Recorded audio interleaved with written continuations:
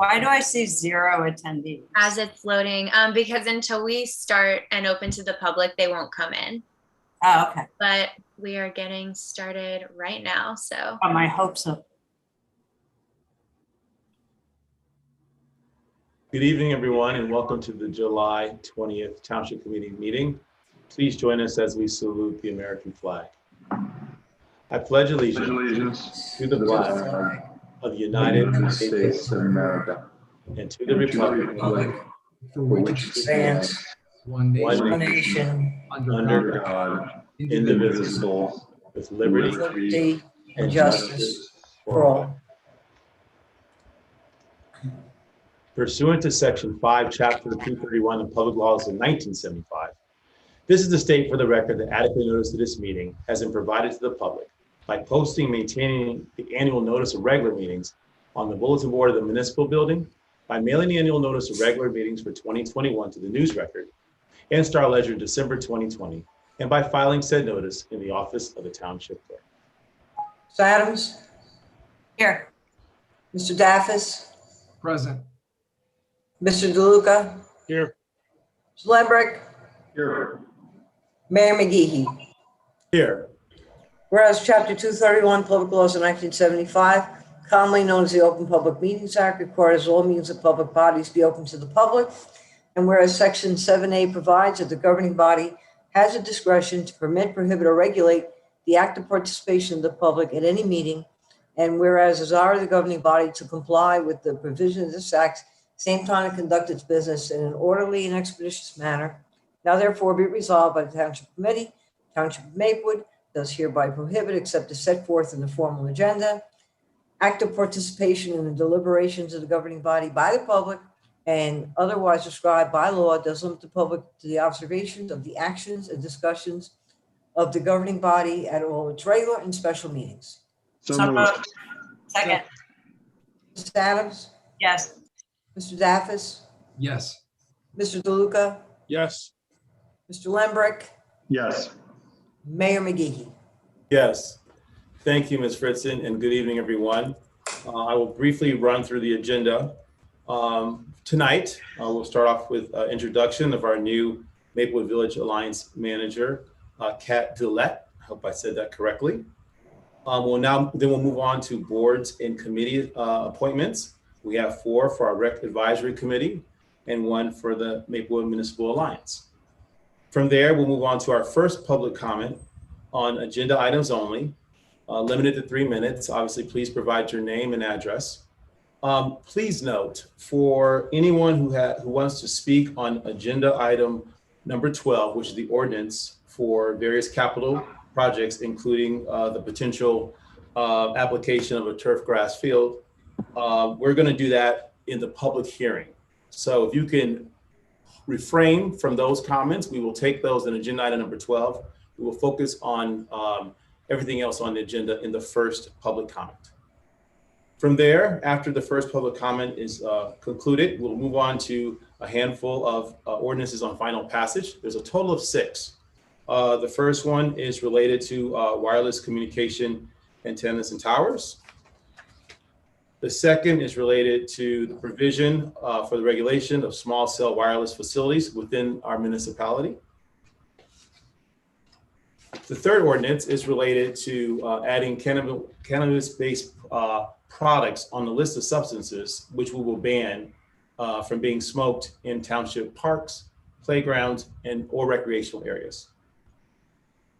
The fourth ordinance on final relates to the allowance of consumption of alcohol beverages at Maple Crest Park as part of an approval usage. Our fifth ordinance on final is the ordinance on various capital improvements, the one which we discussed a minute ago.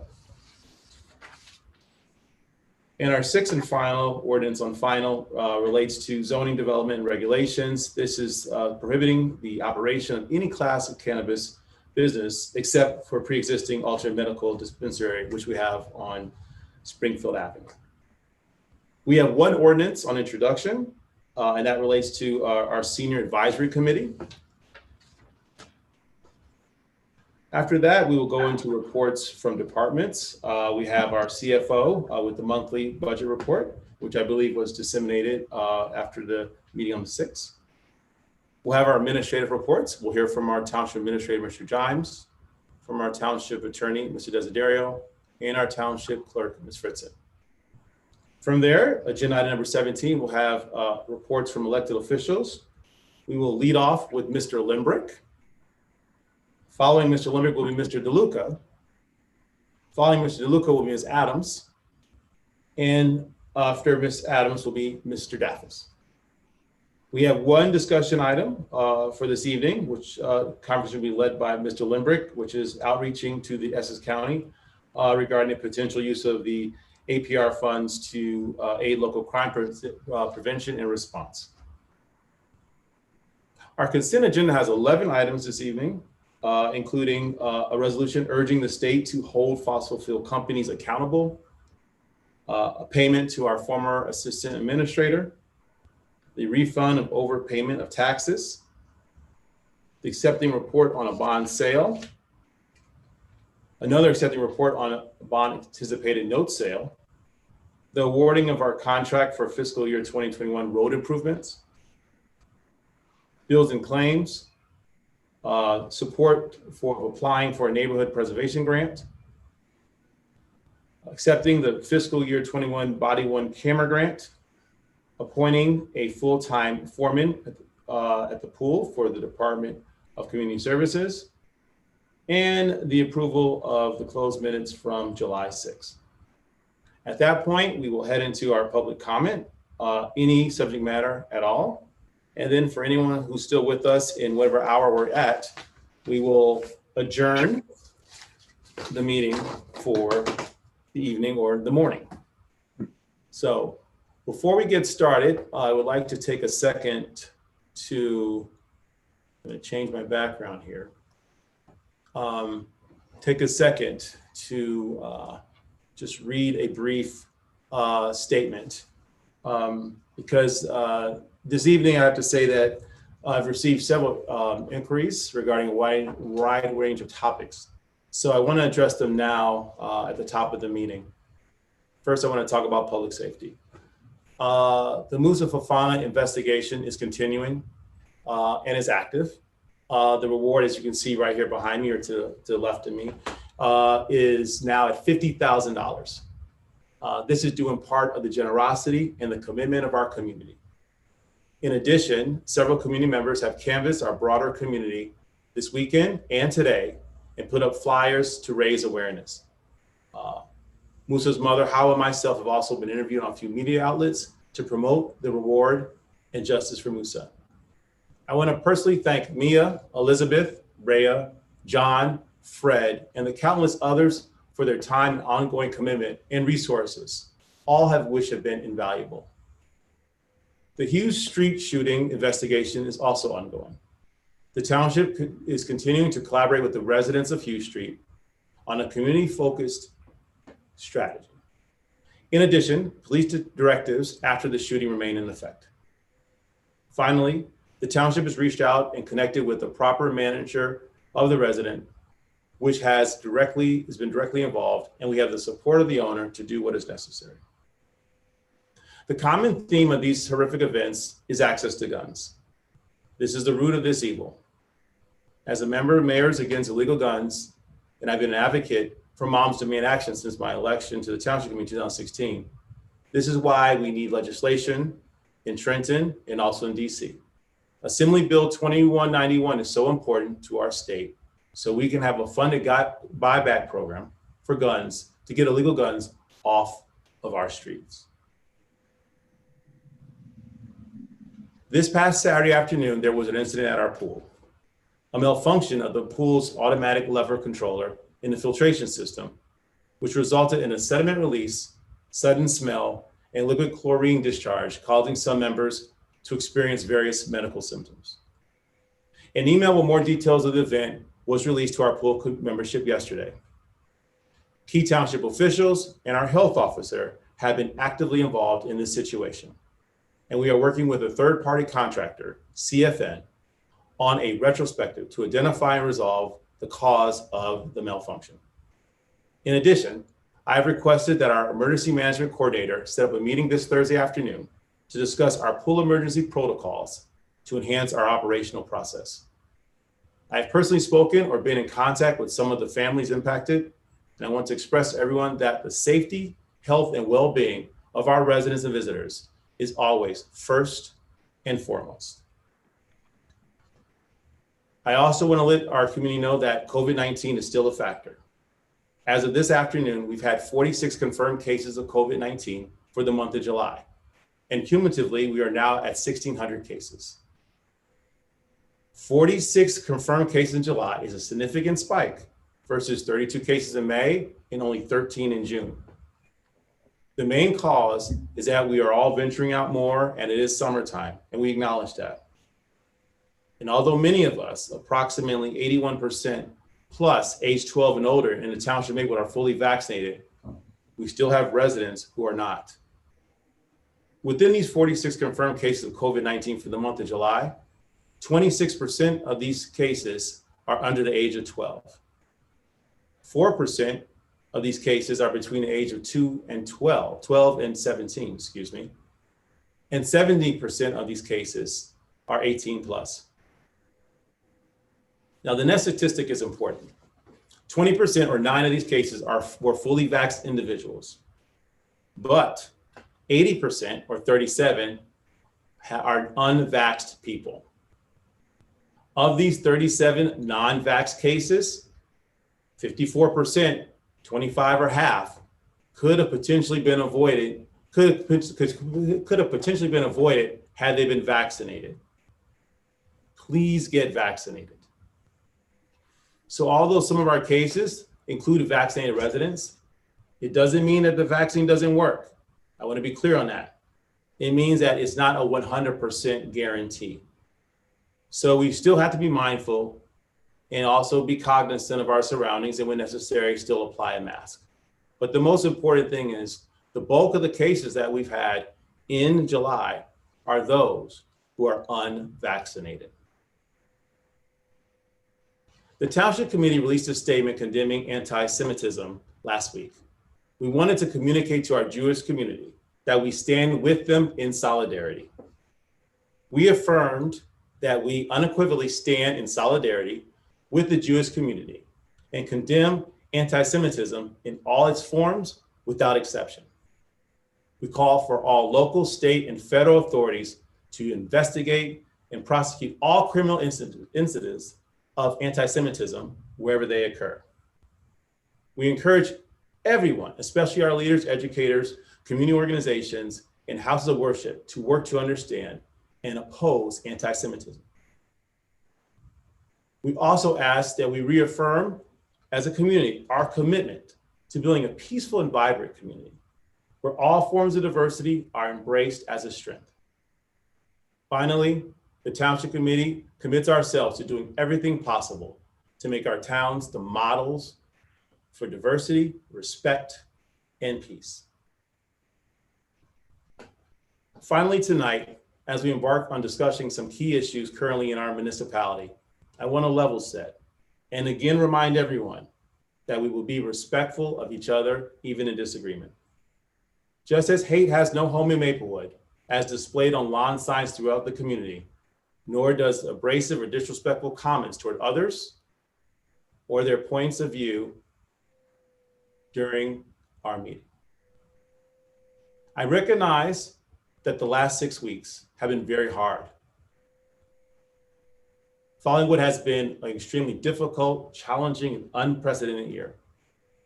As a community, we've experienced great loss, tragedy, and fear. Personally, this has been a time of deep reflection for me. It has reminded me what really matters: family, friends, and fighting hard for those who are most vulnerable in our local community and beyond. I will now ask you to join me in a reflective moment of silence for several people who've passed away recently. Raymond DeLuca was a World War II veteran who spent 17 years in public service as a member of the Clifton Police Department and served on their PBA. He was also the father of our friend and colleague, Vic DeLuca. Raymond Hayes was a longtime contributor to Maplewood and a member of our Department of Public Works family. Mr. Hayes was also the father of retired Maplewood Fire Chief Kevin Hayes. Barbara Coulter was a retired Maplewood employee of the Memorial Library. And Michael Fabrizio was a former Maplewood resident who served as the executive director of the Morristown Parking Authority. And finally, the loss of a 14-year-old Maplewood resident who was struck and fatally injured by a New Jersey Transit train just this last Tuesday afternoon. On behalf of the Township Committee, I want to extend our deepest condolences to our friend, our colleague, and to the family and friends of all those lost. Please now join me in a moment of silence.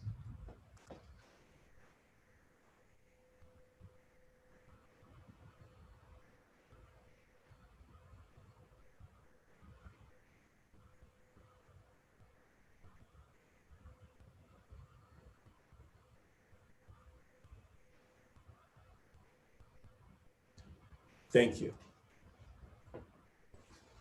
I will now yield the floor to Mr. Daffis for the introduction of our new Maplewood Village Alliance Manager. Thank you, Mayor, and thank you for your remarks this evening on all of the issues that you remarked upon. I think it was really important to touch base with the community on everything that's been going on. Thank you very much. Very moving, by the way. On a happier note, we want to take this opportunity tonight that we have a little bit of an audience that we usually would not have to introduce Catherine, or otherwise known as Kat Dillette. Catherine Dillette is a Maplewoodian. Catherine Dillette is our new Maplewood Village Alliance Manager. Nick, do we have, oh yes, we do. We have Kat converted over as panelists. Kat, why don't you take it away? Introduce yourself and congratulations, welcome aboard. Tell us a little bit about yourself and what you want to do with the Village Alliance. Thanks, Dean. I know you guys have a long agenda, so I will be incredibly brief. I have a lot of experience in this kind of field, working in nonprofits and for-profits, so I'm very excited to come on board and work with all of the merchants and the property owners and the residents in the village, and to work with all of you. And thank you for your warm welcome. And I'm just gonna tie it up at that so you guys can move on with your long agenda that you have. Thank you, Kat. We look forward to working with you, and thank you very much. Thank you very much. Thank you, Mayor. Back to you. Thank you, Mr. Daffis, and congratulations and welcome, Kat. We'll now move on to agenda item number 6, which is boards and committees. And I will yield the floor to Mr. Limbrick.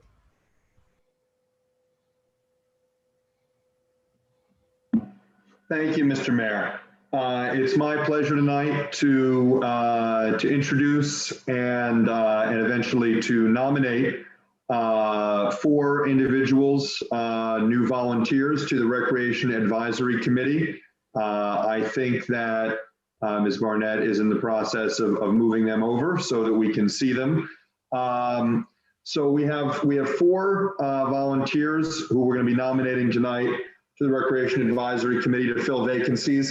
They are Brian Callahan, Dennis Carney, Corrine Stevens, and Rebecca Walters. So what I'm going to do is introduce each of them in turn and give them the chance to tell us a little bit about themselves and then specifically why it is they're interested in serving on the Recreation Advisory Committee. And then once they've done that, as I said, it will be my pleasure to nominate them and make a motion for their appointment. So we're gonna go in alphabetical order.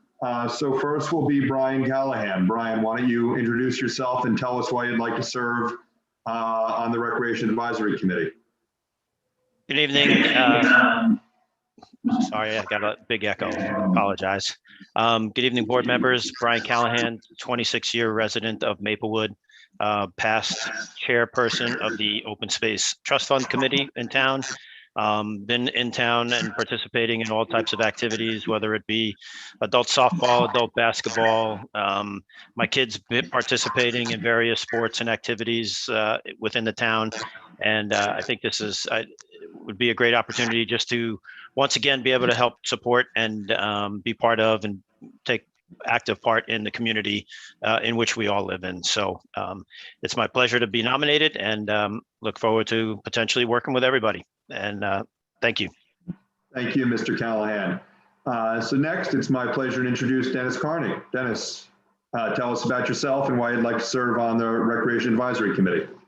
Sure, thank you. My name is Dennis Carney. I'm a 7-year resident of Maplewood, a father of 3, and a benefits consultant by trade.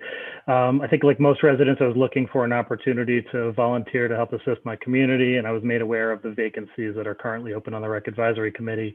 Our rec programs and our parks more generally are one of the main ways that we as residents and youth residents in particular interact with each other and with our community. And so, you know, being able to work to support and grow those programs in an equitable way is exciting for me. And so I thank you for your consideration. Thank you, Dennis. Next, Corrine Stevens.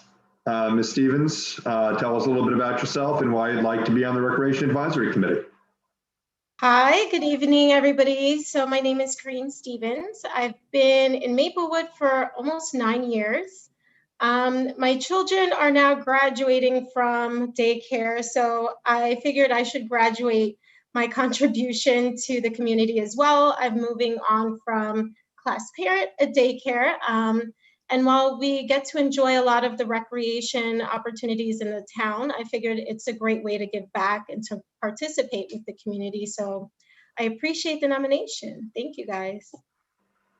Thank you. And finally, Rebecca Walters, tell us about yourself and why you'd like to join the Recreation Advisory Committee. Sure. Hi, I'm Rebecca Walters. I'm a resident of Maplewood for not quite 3 years, so I'm one of the newbies. I have a almost 3-year-old toddler, and I am a nonprofit manager, so I've worked my whole career in nonprofits, communications and marketing, currently strategy and operations. I actually grew up as a military brat, moving around every 3 years, so I never really had the opportunity to build a sense of community. So one of the things I really wanted to do when I moved here is to become involved, and my 3-year-old is currently a crazy climber on all of the playgrounds. And so I was very intrigued by the all of the recreation opportunities we have available. And I'm looking forward to being a part of it. Thank you. So, Mr. Mayor, I would like to move the appointment of Brian Callahan, Dennis Carney, Corinne Stevens, and Rebecca Walters to the Recreation Advisory Committee, and I would like a second. Second. Any discussion? Hearing none. Ms. Fritzen, please call the roll. Ms. Adams, Yes, thank you for your time. Mr. Daffis, Big yes, and thank you, everybody. Mr. DeLuca, Yes. Mr. Lembrick, Yes. Mayor McGehee. Yes, congratulations and thank you.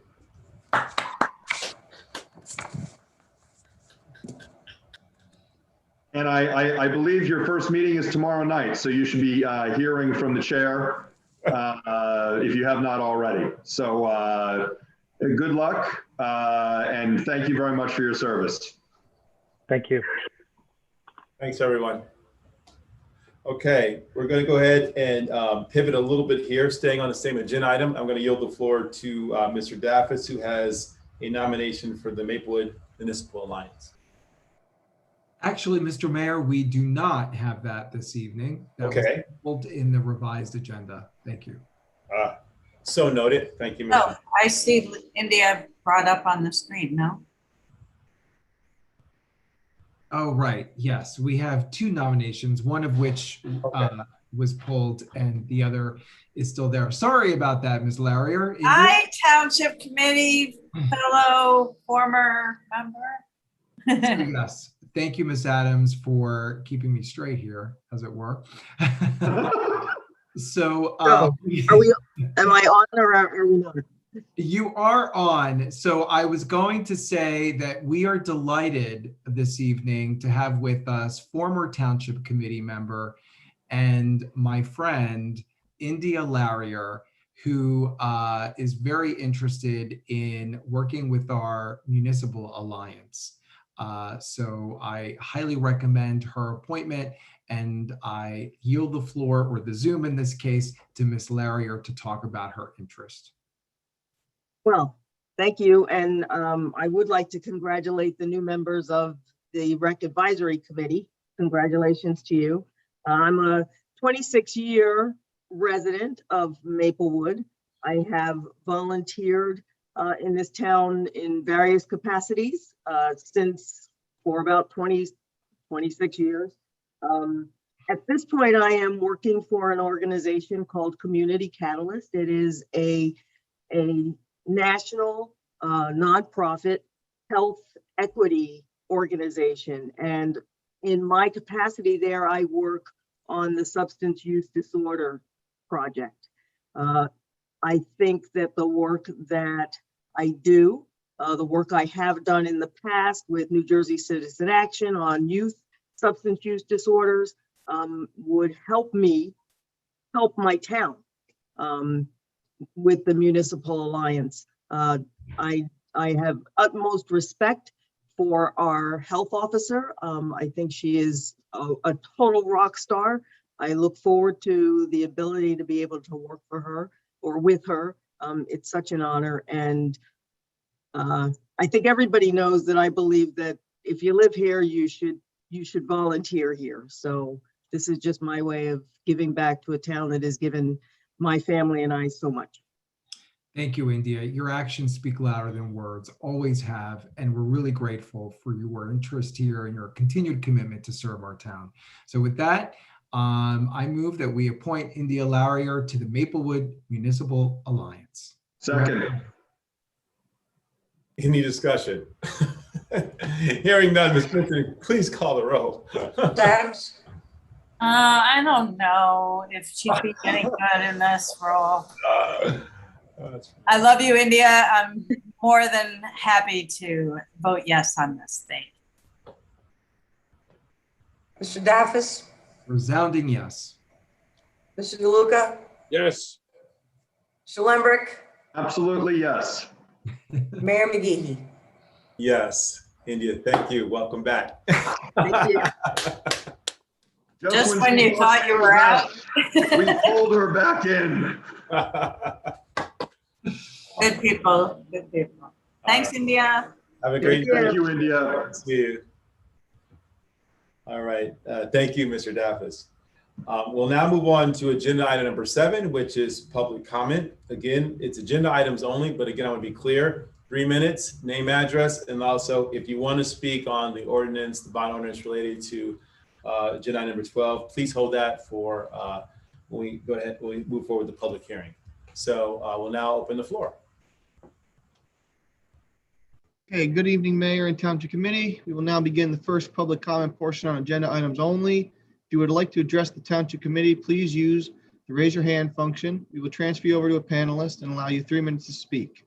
Anybody like to address the Township Committee? Okay, Mayor, first up we have Virginia Lamb. 3 minutes. Hi, good evening, everyone. Somebody mentioned something about agenda item 12. I'm not sure, is that the bond ordinance number 304021? Yes. So if you, Virginia, so if you want to speak on, Ms. Lamb, you want to speak on the ordinance and the turf fields, you should wait until we get to agenda item number 12. Okay, I just, while I have my minute here, or 3, I just want to comment on how difficult it was to get on this meeting. Like I searched for a long time and then I switched over to a Zoom link. I just want to say that I think it should be easier to get on and to participate. I had to text multiple people. I had to switch over to multiple platforms. So I just like to put that in public comment, if I may. Absolutely. All right. Thank you. All right. Thank you very much.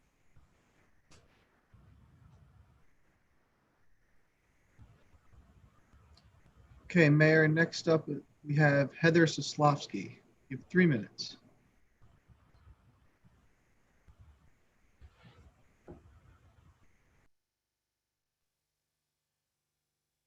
Hi, I'm sorry. I think you may have called on me. I couldn't hear it as you were flipping me over into the. Yes, Heather, you're up. Thank you. I would like to reiterate a question from last time, which is when will the new master plan be available? Has the township reviewed A2785 and S2607 with respect to any and all actions you plan to take on really anything it looks like it needs to apply to with respect to climate change, particularly tonight when you have on the consent agenda some items that are directly related to climate change? I think it's important that we also abide by that. And so those are my questions for this period. Thank you, Ms. Saslovsky. I will address one of the statements you made, and that is that we are in the process, as I see in my elected officials report, that we are in the process of getting ready to do the RFP for the master plan. So the master plan will not be ready for some time. We are doing a full master plan for the first time since 2004. Previously, we've done re-exams, but this is going to be a full all-out master plan. So more to come on that, and thank you for your question.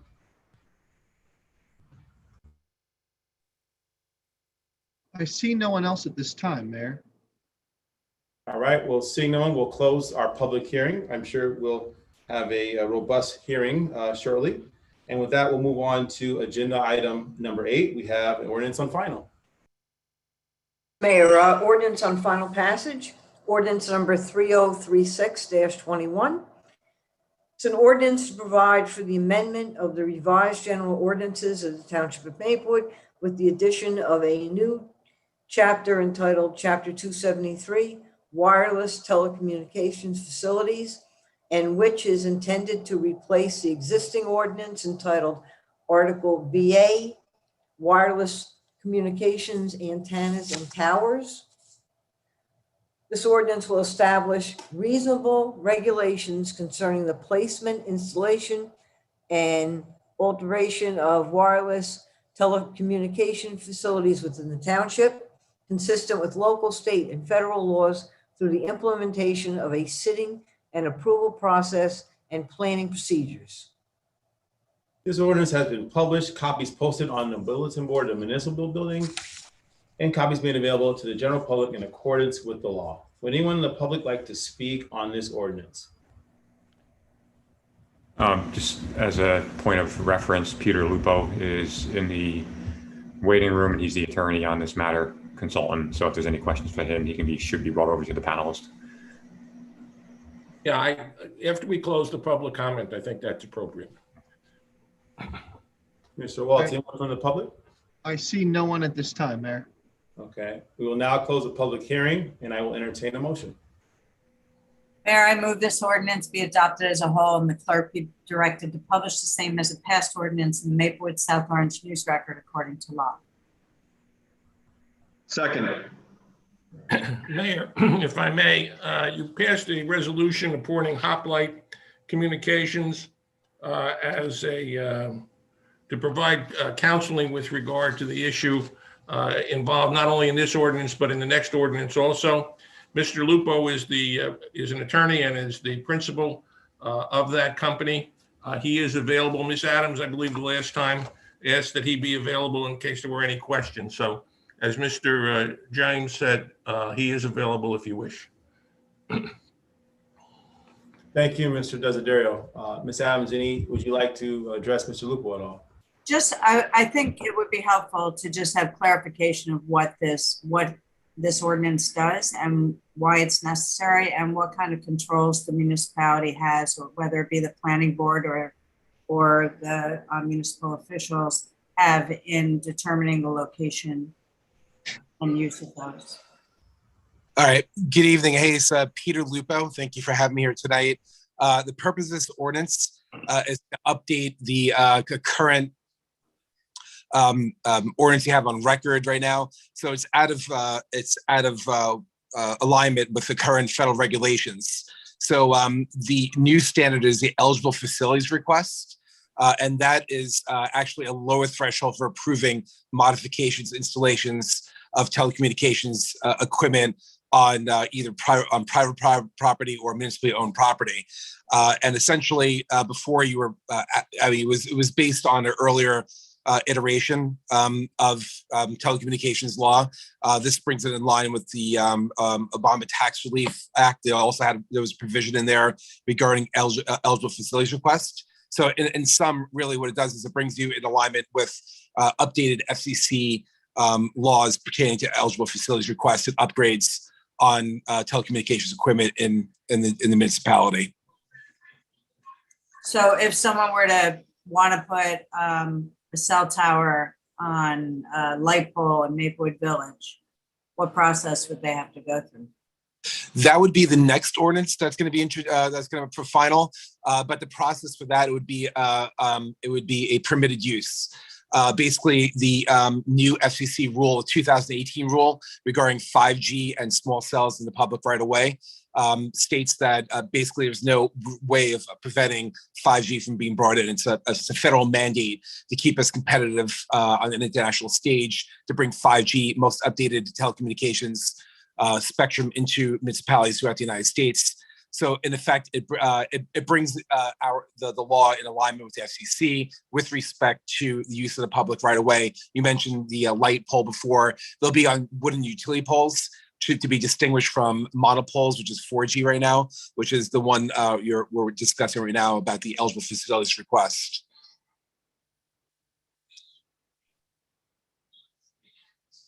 So, Mr. Lupo, I have a question. This is Committeeman DeLuca. In our neighboring town in Union, they took out the sort of normal size wooden utility poles and put up very, very high utility poles. Is this anything related to that? So I represent Union Township as well. So it just winds up working out well that way. Those poles were put up by American Tower Company before I represented them. The ordinance we have right now limits the size of the utility pole to roughly 41 feet. That is the size of existing wooden utility poles that already exists in Maplewood. So you won't see anything really at towers above anything else. It'll be a uniform height. I know it's important for a beautiful town like Maplewood to have uniformity. You don't want to have any super sized utility poles in the public right away. So the ordinance does keep a uniform approach to the installation of these utility poles in the public right away, Mr. DeLuca.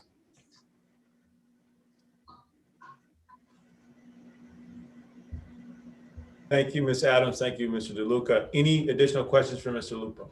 I just have one, Mayor. Mr. Lupo, if you would, what is the interaction between these two ordinances, and why are we passing two? Why are you asking the Township Committee to pass the two ordinances?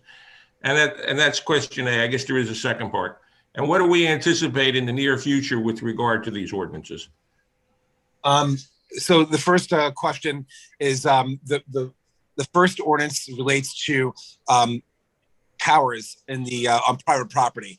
So if you have or on a municipal in the municipally owned land. So effectively what it does is those are the common 150-foot high towers that are there. The 5G ordinance specifically deals with the public right of way, two different animals entirely, two different ways of being treated by the FCC.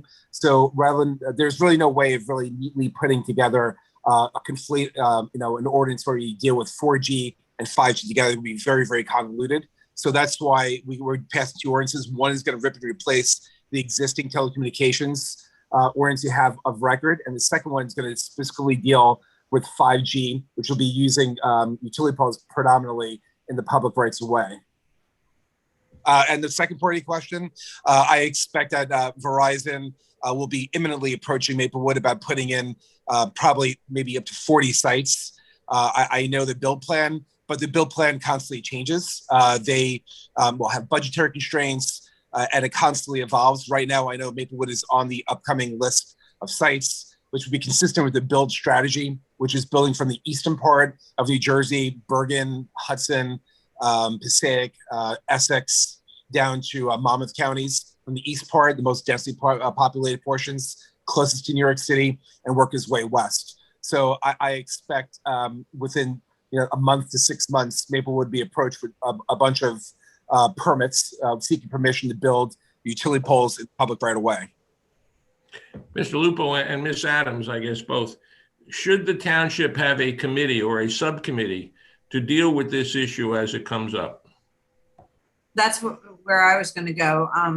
Typically, or at least, and Mr. DeLuca, you and I have been on the planning board for a long time when we've seen cell tower applications come through both on private and public property. So that's what I was kind of alluding to before as to what kind of powers municipality has with regard to location and, or is it just sort of like, you know, a cursory review by our planning board, or is there the possibility that the municipality can have a separate committee, or can the planning board have any purview over the selection of sites for these? Because you just said 40 just by Verizon alone. Correct. So I'll say this, with respect to 5G towers, the new ones going on utility poles, you have a shot clock. You have 60 days from the time that the carrier expresses interest to build. And as in the case of a utility pole that's already existing, is 60 days. And on a new utility pole, it's 90 days. So that's one thing. So you have an incredible time constraint in which to go ahead and do it. I counsel not to go ahead and have a committee, because in almost every case, having a planning board or a zoning meeting will push you past those 60, 90 days, which will put Maplewood in a position of liability to be sued because of exceeding those 60, 90 days. The second component of it is the municipality has really no control. And I know this is not a nice thing, for a municipality here, because you have the police power of the state to especially with zoning powers, and generally speaking, to go ahead and start having a say about how things look and have laws that kind of regulate that, which I understand. But with respect to 5G, the FCC is very clear about not prohibiting or materially inhibiting the installation of equipment. So really effectively, it's when the carrier comes in, if it meets their network needs, that's coverage to make sure their customers are covered, and it meets those requirements, there's very little you can do to go ahead and say, hey, can you not put a pole over here? I don't want anything on this side of the street. I don't want it here. So in essence, the best we can do is work within the reasonable constraints of their network needs. And what I do as a service for the municipality, what I do in other municipalities, is I walk each site with a construction official, or if you have a zoning official, and try to find the best location within reasonable parameters of the system's requirements of the carrier, and reach back out to them and get a plan. For example, I have 40 sites. They'll mark it on a map. And what we can do is walk it. I can walk it with the carrier, with an engineer, and with a township official, and try to find within reasonable parameters of finding a best location. These systems, because of the nanotechnology that's being used, have very, very small propagation levels. That means the type of area it covers, but roughly a football and a half field size. So there's very little in the way there is in terms of how they could relocate them to different areas. But within 20 or 50 feet, if you want to locate it between property lines, if you don't want to have it in front of a bay window, for example, there's very little. There's some things you can do to tweak where they're put in. To also talk about what the services I bring to Maplewood, what I'll also be doing is looking at line of sight. Make sure that when they have these utility poles put up on regulated intersections, that they don't block the line of sight of people approaching stop signs, whatever it is, to make sure it doesn't obstruct the line of vision. Secondly, I also make sure it doesn't interfere with the ADA ramps, Americans with Disability Act, to make sure it doesn't interfere or get in the way of make sure it doesn't get away with the handicap ramp, make sure it meets the minimum width for sidewalks so that the poles doesn't obstruct pedestrian traffic. So these are all the things that I make sure occur with any kind of review. But it is their purview if you want to do a planning board review, but keep in mind it's 60, 90 days. And really, in effect, you can't deny the carrier, for really any basis, unless there's an ADA ramp or some other type of, obstruction issue. There's really very little you can do in terms of telling a carrier they can't go in a certain location. So this is why I make the 5G, at least, ordinance something that's a permitted use. But that's obviously up to the discretion of the elected officials and governing body. Just a quick question about the process and notification to the municipality of the installation of these cell tower things, where does that go? Do you just go for like through the building department for a permit, and that's how it gets kind of notified, and therefore, so to your point of trying to be expedient in the municipality's review of such an application, that we know where it's going and how it's getting to us, so that we can be, if we choose to make you go before the planning board, for example, that we're expedient in our process. Well, one thing that I can do, to your point, is to have an expedited process. I could be proactive. That means reach out to the carriers and say, hey, listen, if you're going to come to Maplewood in the next 6 months, 9 months, let us know what your building plan is right now before you drop off the permits. Give the municipality a chance to digest it, to discuss it, to advertise to the town. What I do in other municipalities is we have town halls where you invite people from the public to come in, and I stand there as your representative to field questions about things, health and safety, requests, things of that nature, and advertise on social media, on your website. I do that in Saddle River. Upper Saddle River is doing it. Cliffside Park, a few places in Bergen County are doing that. I think that's a very good way of reaching out to members of the public, getting familiar with what 5G is, what benefits it could bring, how we can manage it, what limited ways we can manage it. But certainly, to your point, I could reach out to the carriers on your behalf as your advocate, get those locations, and then start working a planning board hearing, before they actually do the formal application process. Is that what you were kind of asking? Did I answer your question? Yeah. So, Mr. Lupo, a couple questions I have. First is, you mentioned, basically that we don't have a lot of wiggle room here per the FCC. Right. You also mentioned a quantity of 40. Was it an arbitrary number, or is that what you're cognizant of, that will be requested from Verizon for Maplewood? Yeah, that's not a random number. That's a number that I was told with Verizon. I was talking with another site located. I represent Irvington as well, and during the conversation with them about sites, they're about to start pulling permits. I think about 80 sites in Irvington alone. I think it's 82 or 83 sites in Irvington, Verizon's building. So they're pulling, 52 sites right now. That's part of the first wave. 52 sites. They're going tomorrow, actually. When I say they, it's Verizon, to go to Irvington's building department to pick up 52 permits and to start putting in 52 new utility poles. So anyway, so I know that 40 is a number they discussed with me from Maplewood. So that is an actual number in around as a first initial wave. Thank you. That was my next question. So 40 is not the finite number. They could come back and ask for an additional quantity, correct? That is correct, Mayor. Yes. Is there any possibility of, is there any requirement on these companies to, because we spent some money and a lot of time on some of our township committee member staffers and staff on trying to get equity of available Wi-Fi. Is there any obligation, like we're obligated to just let this come in, sort of like phone lines, electrical lines, and all understood? Is there any obligation on these companies to provide some equity with regard to Wi-Fi or, 5G, 4G in certain areas that they may not otherwise be willing to do it? And that was totally a sort of half ignorant, half informed question. Yeah, no. So, I mean, it's a common question. No, that's a common question about, can you ask them to do free Wi-Fi service? Can you ask them to provide, a member of town a phone? And the quick answer is no, you can't do that.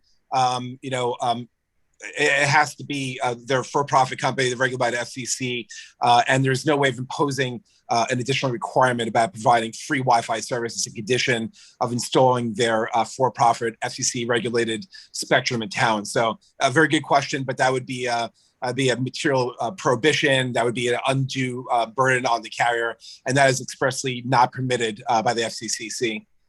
Okay, so then, Mr. Desiderio, and thank you for having Mr. Lupo here, and Nancy, thank you for Ms. Adams, thank you for asking for him to be here.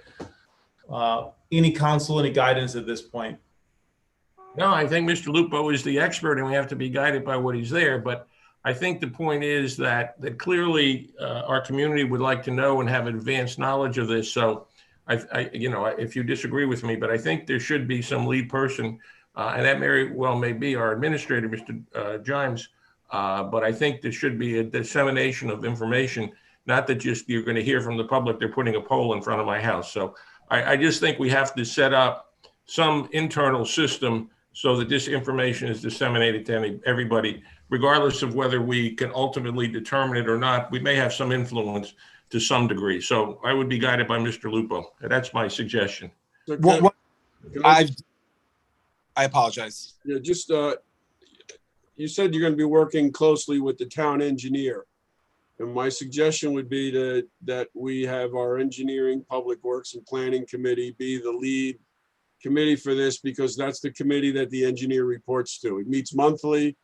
It can work. Mr. Jimes is at those meetings. We can set up public awareness. It just allows us to, Mr. Kittner is going to be the one doing all this work. And this way he can bring the flow of information to us and we can get it out among ourselves and the public. One thing I was going to recommend to do, and what I did in other municipalities, it's not a requirement of the ordinance or the township, is to notify every single house that the utility pole being installed of, and send a simple notification. I could share with the town council or your business administrator and show what a kind of a letter would look like. It would just be conventional first-class mail sent to everyone's house. Maybe even advertise in whatever paper you normally advertise in. You give a kind of a blanket thing. I mentioned the website. I mentioned social media to give people a little bit of understanding what's going on. Make sure members of the public understand what's going on. So no one, as you said, Mr. DeLuca, I think maybe as kind of implying, no one from the public feels like they're being bamboozled. They find out suddenly poles in front of the house and then know what's happening. I do believe in community engagement and being transparent. I know it's important for the municipality. I hear the mayor talking. I think he's a very, very big believer in transparency, and as do I. And I think it saves a lot of people headaches that we're open and proactive about notifying individual homeowners that be directly impacted and the members of the public in general. Thank you, Mr. Lupo. So I think the next steps, as Mr. DeLuca articulated, makes sense, working with our subcommittee. And then I think, Mr. DeLuca, when we get that information, working with Mr. Jimes and getting it up on our website, just the actual map itself. Mr. Lupo, I believe you communicated that each pole represents, I think you said about a football field, if I heard you correctly. Correct me if I'm wrong. That's right, mate. It's roughly 1.5 football fields. So each tower covers roughly 1.5 football fields. Every tower has different spectrum slightly, and that distance they'll change a little bit. Roughly, as a rule of thumb, 1.5 football fields, Mayor. Okay. Where I'm going is that with the help of our engineer or assistant engineer, we understand basically the landscape and the square footage, if you will, of our municipality. We could take that number divided by. And I'm curious to get a finite number of what we're talking about here outside of these, 40 poles. I want to know how many poles. Is it 60? Is it 70? Whatever. I'd like to know that so we can set expectations. But I have no further questions. Anyone else have any more questions for Mr. Lupo? I think Ms. Adams asked a lot of the pertinent questions tonight, and thank you, Ms. Adams, for that. Mr. Lupo, what's the timeline here? How quickly is this all going to happen? Good question. When I spoke to Verizon last, it was on the 2021 build plan. So they had money allocated for Maplewood to start building their 5G towers. I spoke to them again about a different municipality, asked again about Maplewood, and it looks like it may not be on the 2021 list. It's such a moving target. It fluctuates so much. I really don't understand how the budgets change so quickly. It's on a 2022 plan. They may roll back into 2021. I can tell you honestly, it could be next month. It may come in with 40 applications for building permits. It might be a year out from that, but it's definite imminent. I would say within a month to 6 months. I would say 6 to 9 months, 1 month to 9 months to be approached about it. But as I mentioned before, I will definitely reach out to Verizon and see if we can get a list of sites they're proposing right now, at least to get ahead of this and get a jump start on it. And from the standpoint of community engagement from Verizon, they want to be good. I believe they have good intentions to be a good community partner. They understand they rely on the municipality. They're in the streets. They have to get bucket trucks to maintain their towers. They have to install it. They rely on your good, on the cooperation with the municipality. So they do want to be good community partners. I think I could get them to kind of give me the build plan and start getting a little advanced warning of it and start running its way through the township, chambers of, the engineering department, zoning departments, try to get a kind of digest it, at least get a little understanding of what's going on. So one thing that I think we can do is also an action item. Mr. Lubo, you articulated that Irvington has just had about 52 permits picked up. And maybe Mr. Jimes, we can work with our sister municipality of Irvington and connect with their administrator and see how that process is going and use that as a baseline to understand what's going on. So that's our sister town. We share a border. Let's do that and get that intel. Yeah, you talk to Musa Malik or to Director Arnold, he's a construction official. I think they could, and or Ramon Rivera, who's the town attorney. Any one of the three of them would be, I think, very useful. Ramon was the one I dealt with probably most. That's the town attorney. And then Director Arnold, he's a construction official. Thank you, Mr. Lupo. I was taking notes. I think I see Mr. Jimes and Ms. Barnett taking notes as well. So great. Any additional questions for Mr. Lupo? All right. Hearing none, I will close our discussion. And Ms. Fritzen, please call the roll. Ms. Adams? Yes. Mr. Daffis? Yes. Mr. DeLuca? Yes. Mr. Lembrick? Yes. Mayor McGehee? Yes. Thank you, Ms. Fritzen. Mr. Lupo, don't go anywhere, just in case. I will now move on to agenda item number 9, another ordinance on final. Ms. Fritzen? Yes, Mayor, it's ordinance number 3037-21.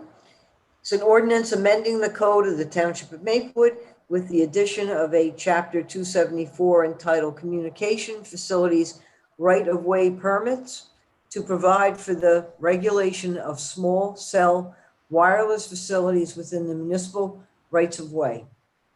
This ordinance will establish regulations for the placement of small cell wireless facilities, including but not limited to the installation of antennas, small cells, and other communication devices, and associated equipment, collectively the small cells.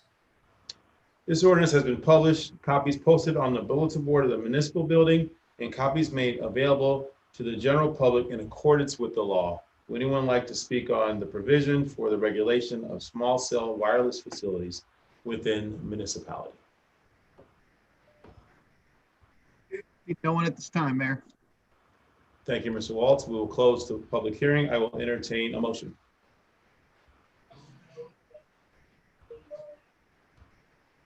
I move this ordinance be adopted as a whole and the clerk be directed to publish the same as a passed ordinance in the Maplewood South Orange News Record according to law.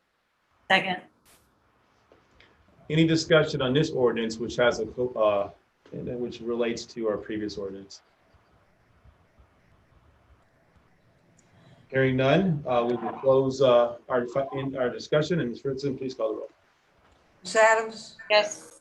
Mr. Daffis? Yes. Mr. DeLuca? Yes. Mr. Lembrick? Yes. Mayor McGehee? Yes. Thank you, Ms. Lupo, for your time. I'm sure we will be in touch with you this week and moving forward in the weeks and months to come. Thank you, Mayor. Okay, we'll now move on to our third ordinance on final. Ms. Fritzen, number 10. Yes, Mayor. On final, ordinance number 3038-21 is an ordinance to amend Chapter 234 of the Code of the Township of Maplewood entitled Smoking. This ordinance will add cannabis-based products to the list of substances which are banned from being smoked in townships, parks, playgrounds, or recreation areas.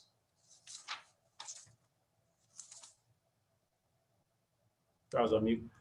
This ordinance has been published, copies posted on the bulletin board in the municipal building, and copies made available to the general public in accordance with the law. Would anyone like to speak on this ordinance, which is adding cannabis-based products to the list of substances which will be banned from being smoked in our parks, playgrounds, or recreational areas? I see no one at this time, Mayor. Thank you, Mr. Waltz. Seeing no one, I will entertain a motion.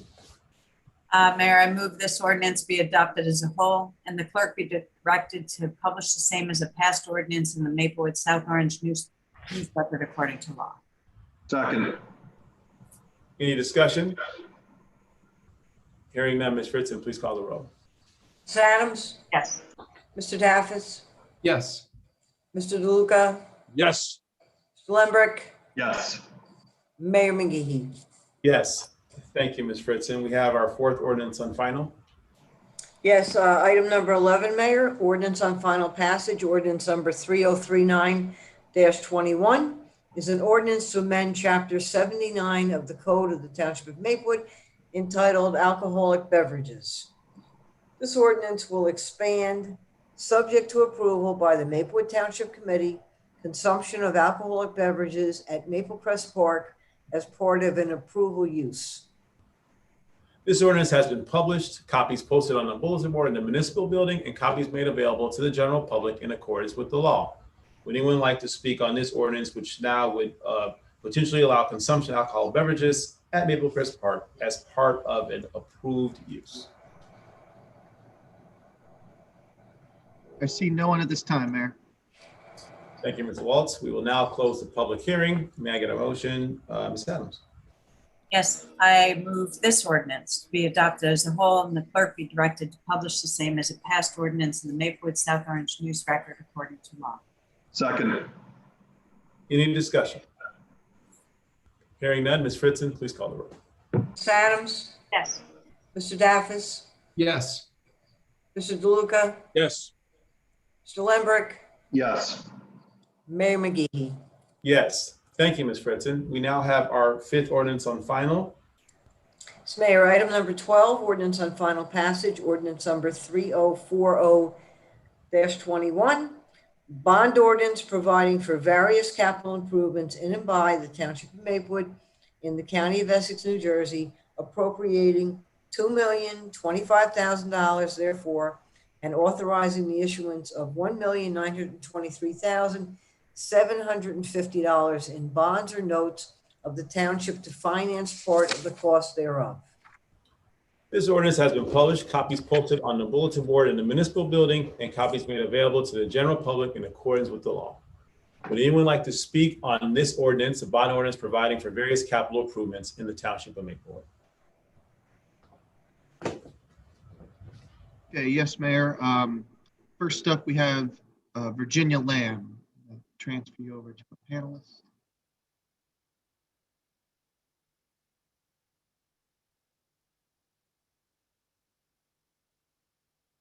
Ms. Lamb, you have 3 minutes.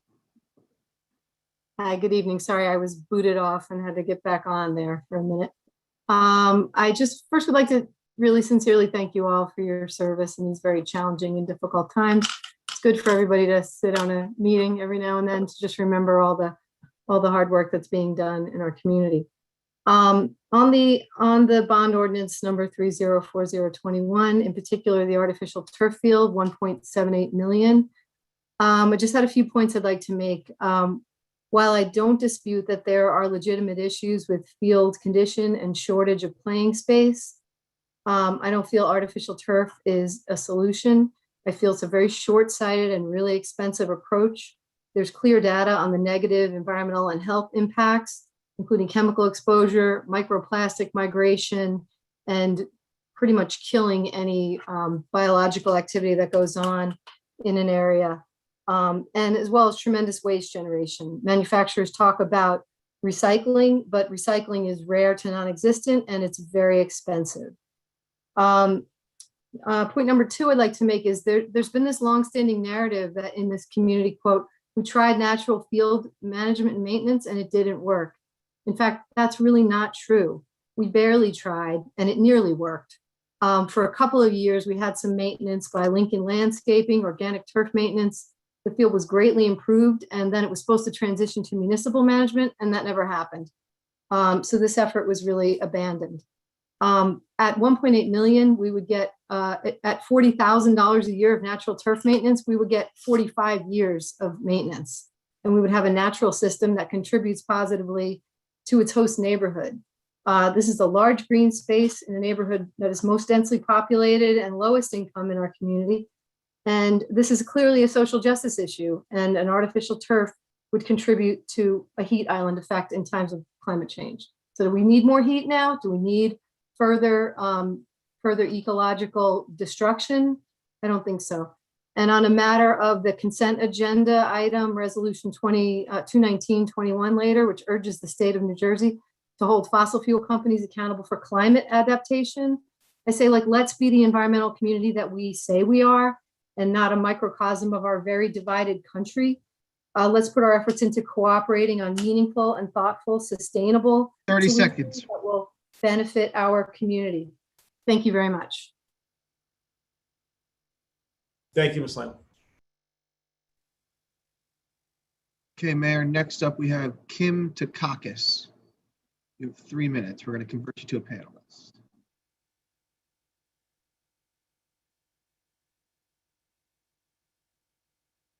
Kim, you're muted.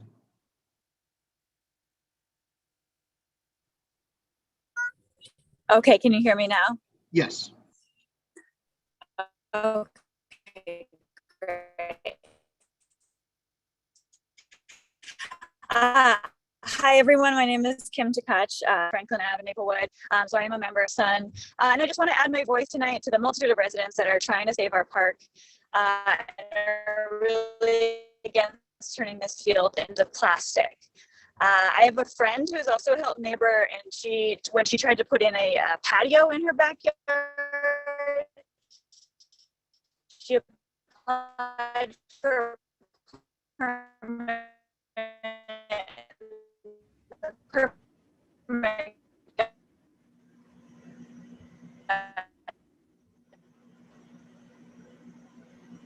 We're having trouble on here.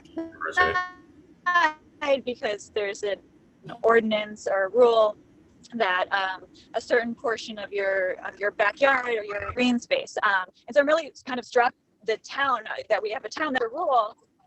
Oh.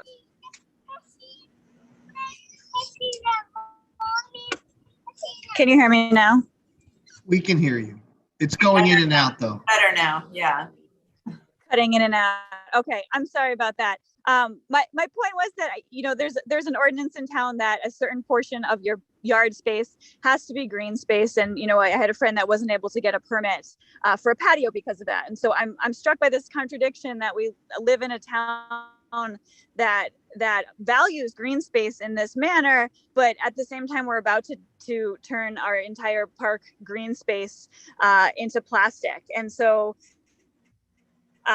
you know, beyond that, it's the only park in our neighborhood, in the Hilton neighborhood, and it's a neighborhood that is majority Black and people of color, and it's the least affluent neighborhood in Maplewood. And in general, we have smaller yard spaces than other places in Maplewood. So this absolutely is an environmental justice and racial justice issue. And I recognize that sports fields are important, but there are other ways to solve that problem. And other communities have done it. I implore you to work with our community to come up with a solution that doesn't take this green space. And hopefully you could hear that. Yes. Thank you, Ms. Kakis. Okay, Mayor, next up we have Jim Madden. You have 3 minutes. We will convert you to a panelist.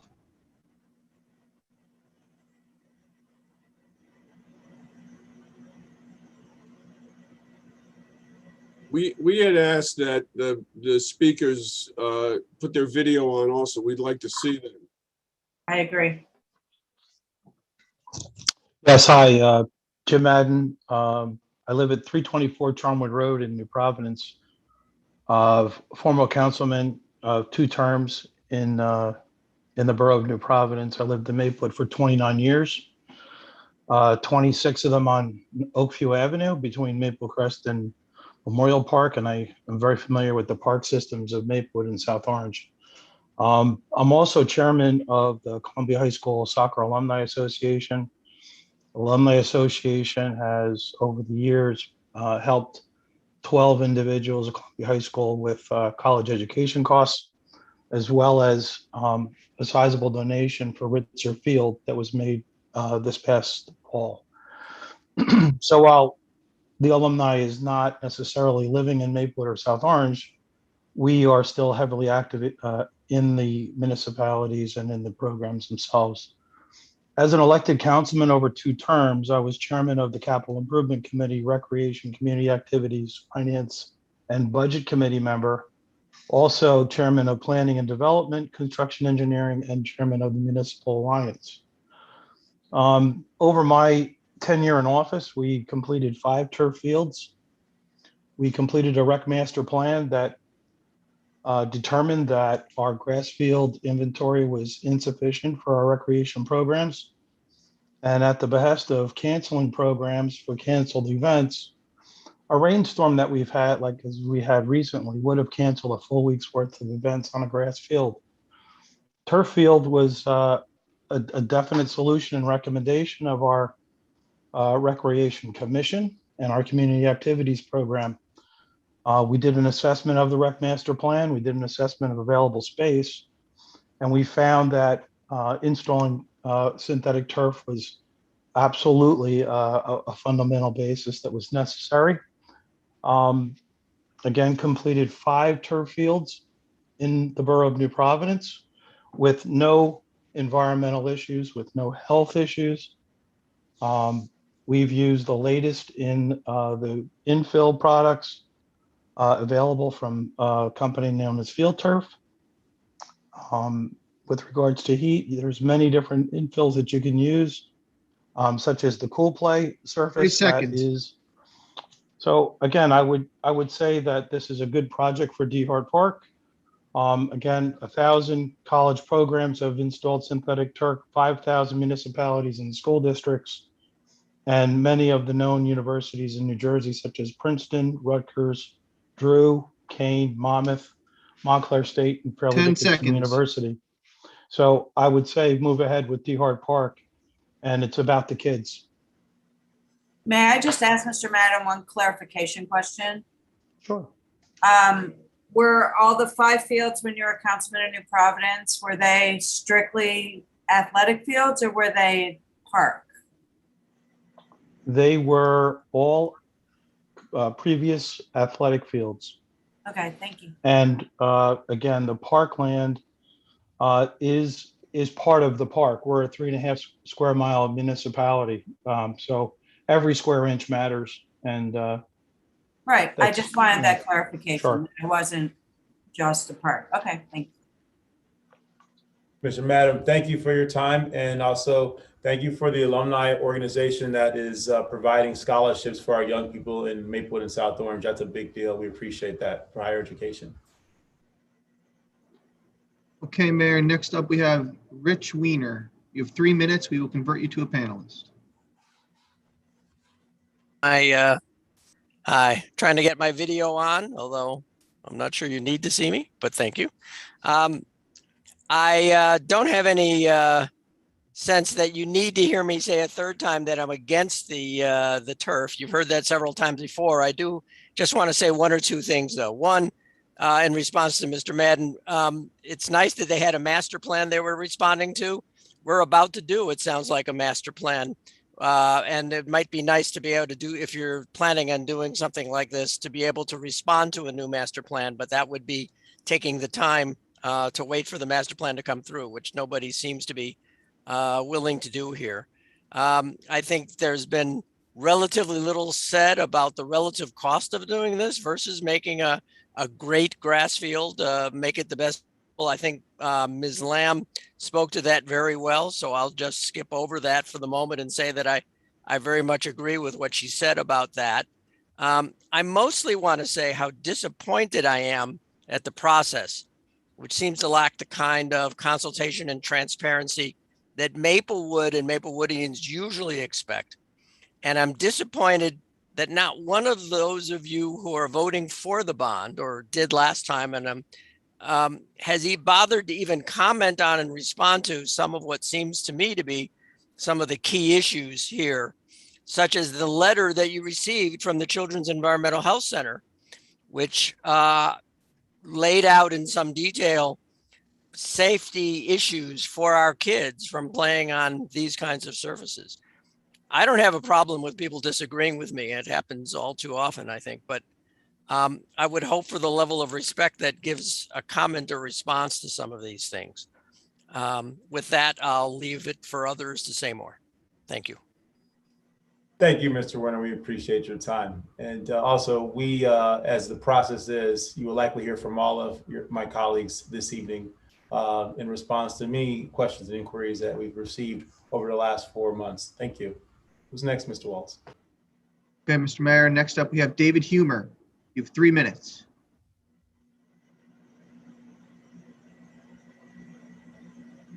You're muted, Mr. Humer. David, you're muted.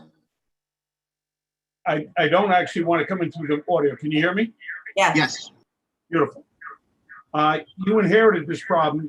You didn't create it. The problem of inadequate field space. I'm going to not talk about the merits of the turf. I'm going to make one point. The solution you're considering tonight is not cost effective relative to other readily available alternatives. And I'll give you a disclaimer. My numbers are estimates. I'm happy to be corrected, but I think the disparity is so great that my main point will stand. So if your goal is just to turf a field so that you increase the number of days a field can be used, then turf Jesuits Field. It's not in a residential area. It's a dedicated sports field. It's not a community park. And the constituency that most supports a turf field and will most use a turf field are Cougar Soccer and the other sports programs that are children of Maplewood and South Orange. So it is a logical joint venture with South Orange, who owns the land. The mayor, you have an excellent relationship. The governing body has an excellent relationship with South Orange and the village president. You're successfully negotiating far more complex joint ventures than turfing Jesuits. And so you'll get the 50 extra days or so of use that you're going to get for a lot less than you're proposing tonight. And as an aside, Milburn and Springfield have successfully built turf fields in a floodplain. If your goal is instead to actually increase the field space, buying land and adding field space is much more cost effective than what you're doing now.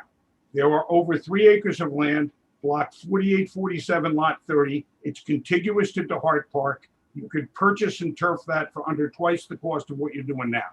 You're going to spend $160,000 plus in debt service to get 50 extra days of use a year. That's $3,000 or more per day of use. If you do it for double and get 200 days of use, because you actually have an additional field, okay, that's far more cost efficient. It goes to solving the problem. It answers the community concerns. And you actually, as an aside, are going to reduce the environmental degradation since it's already a parking lot. So you should vote no on this. You should put this on pause. The mayor referenced that you're going to a master plan. The gentleman from New Providence, who's in favor of turf fields, talked about an assessment program of your field space. You know you don't have enough. Put it on pause. Of course, there's frustration that you're not dealing with it, but this problem is decades in the making. And a better solution for the next 15 to 20 years is worth waiting for. Thanks for your service. Thank you for your service, Mr. Humer. Thank you for your comments. Okay, Mayor, next up we have Kevin Griffith. We will convert you to a panelist. You have 3 minutes.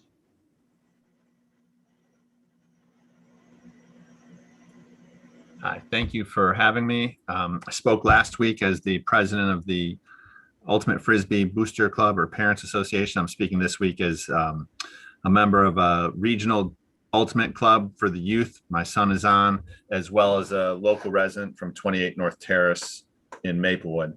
I do support transitioning DeHart to turf fields. I went up there today. We were supposed to have practice today, Wednesday and Thursday up there. The rain from this weekend has still made the fields unplayable.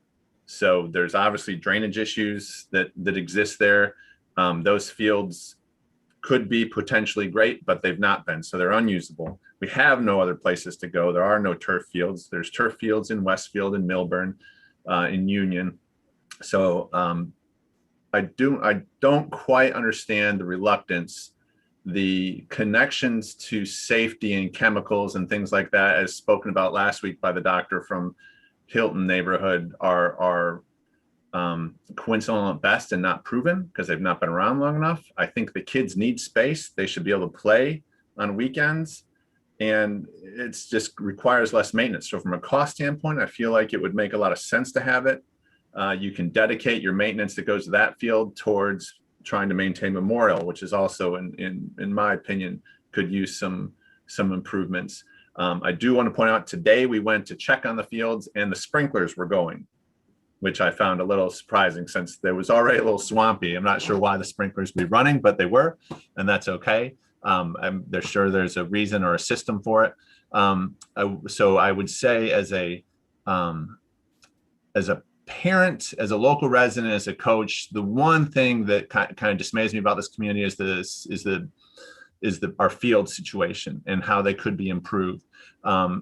And I would like to see DeHart kind of take that step to improve it. I don't think it's a social issue. I think it's an improvement to that park to have those fields, to have them more usable.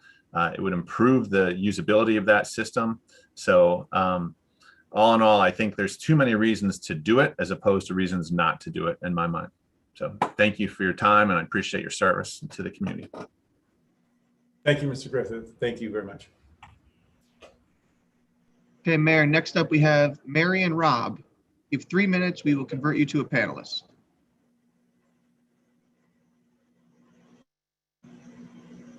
Hi, and thank you for converting me to a panelist, and thank you, Township Committee, for giving me the opportunity to speak this evening about putting down artificial turf at DeHart Park. There's been a lot of talk tonight about the pros and cons of turf, and I just kind of want to take my 3 minutes and maybe move this conversation in a slightly different direction. We've been talking about the kids.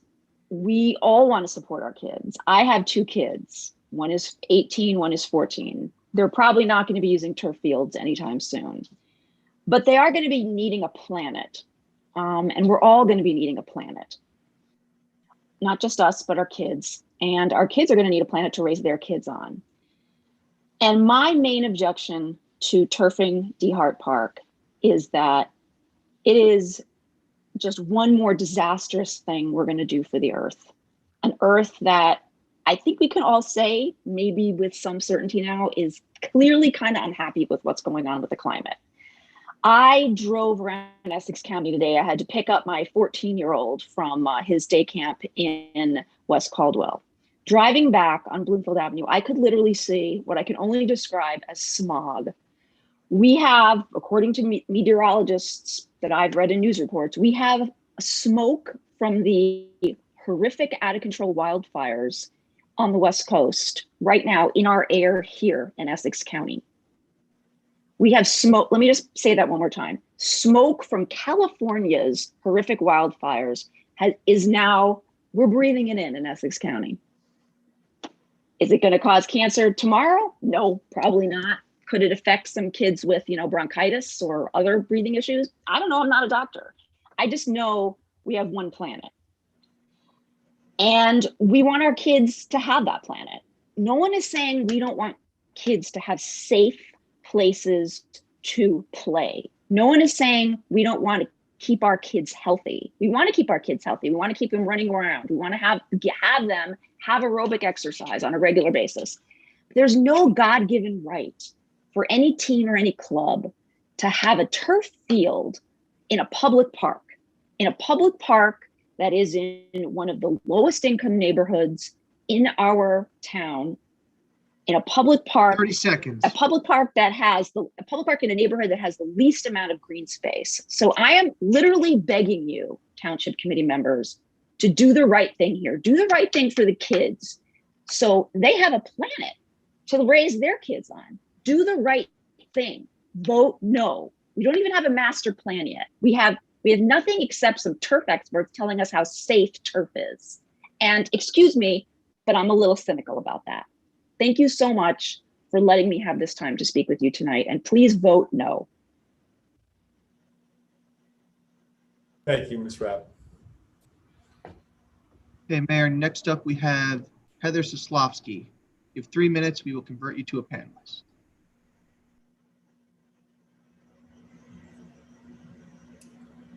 Good evening, everyone. So first I want to say, well, I'm not actually sure if I agree with Mr. Humer. I thought he was brilliant. And I think his sort of thinking is what I would love to see this committee doing, which is really thinking about creative ideas, really talking to the community about what would work. I think his analysis was an important piece of this, and there needs to be a lot more of that. Earlier in this meeting, you spoke of the importance of communications to residents regarding utility poles. I'm suggesting you need to do the same here. And the residents around DeHart Park, particularly in the Lightning Brook section, really don't know that this is going on. I live here. I've talked to people here. A lot of people do not know that this is going on. When a neighbor of mine and I tried to raise it, a member of this committee explicitly tried to shut us down and say they did not want to hear from us and couldn't wait to be rid of us. That's problematic.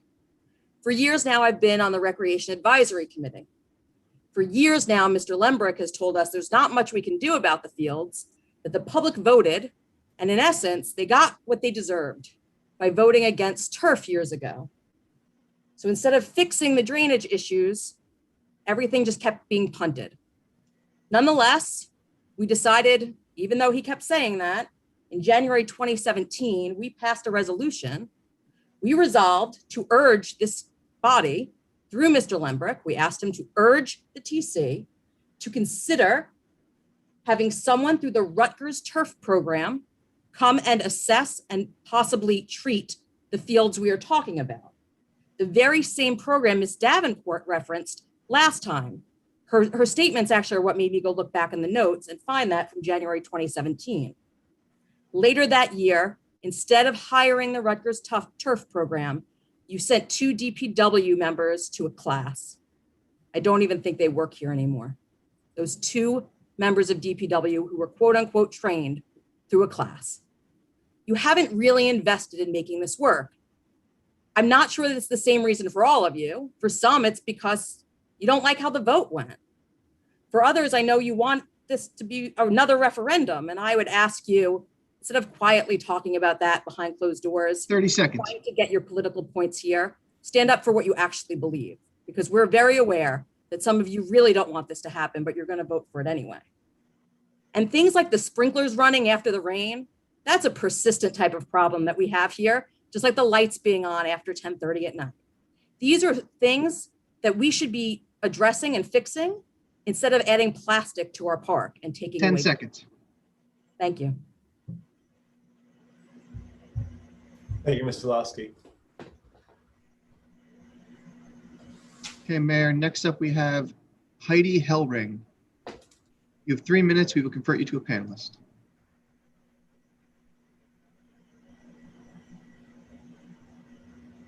Heidi, you're still on mute. Hi. Can't see you, Heidi. Can't see me. Start video. Thank you. No worries. Hi. My name is Heidi H. Hellring. I'm an attorney at law. I wrote my notes so that I can speak directly and succinctly. I grew up from birth in South Orange. My parents built a house there. I went through all the public schools, Columbia High School. I'm currently a homeowner in Maplewood. We have owned our home for 29 years. My kids, I played in DeHart Park as a kid. My kids have played there. They went to programs at the building there. But I am so against this project, and I cannot figure out why it's even being considered by this committee. Turf is great. Turf has a lot of advantages. There's a field in Summit I've played on with my nephew, baseball. You can go there in the rain, and it bounces and it's open, but it's this gritty stuff that, like, if you fall, it gets in your eyes. It's bizarre. It's like playing on grit, and it comes up through the pretend grass. It's awful. It gets in your shoes, but it does have the advantage that you can get more play days in there because of the drainage. I hear from the other people that there are currently drainage problems in DeHart that could be addressed. But I am so against this project. I'm shocked by the outlandish nature of the proposal that this committee is about to act on. Not only has New York City and the city of Washington, D.C. already banned installation of these turf crumb rubber fields, but in our nation's capital, all of these such fields, the pre-existing fields, are currently closed. because they're so hazardous and dangerous and difficult to deal with. The city is currently trying, the city of Washington, D.C. is currently trying to allocate funds to remove these hazardous materials from the city's parks. And there is, it is not a little bit of funding they're looking for. This is an expensive project. It's expensive to put in and it's expensive to take out. And the fact that New York City and Washington, D.C. have put a moratorium on these types of installations is just 30 seconds. Evidence that the science on this is clear. Why Maplewood would consider new construction like this, I can't understand it. I'm concerned that the global climate crisis is going to be added to by these turf fields, blatant public health hazard in so many ways. There are 22 known toxins in these materials that are in the fields. The kids are breathing. 10 seconds. Potentially ingesting these toxins. Once field is laid, it emits ethanol and methane. How can this be something Maplewood wants? It's highly undesirable. That is your time. This plastic field will. Thank you, Ms. Hellring. Thank you. Mayor, next up we have Don Rohan. You have 3 minutes. We will convert you to a panelist.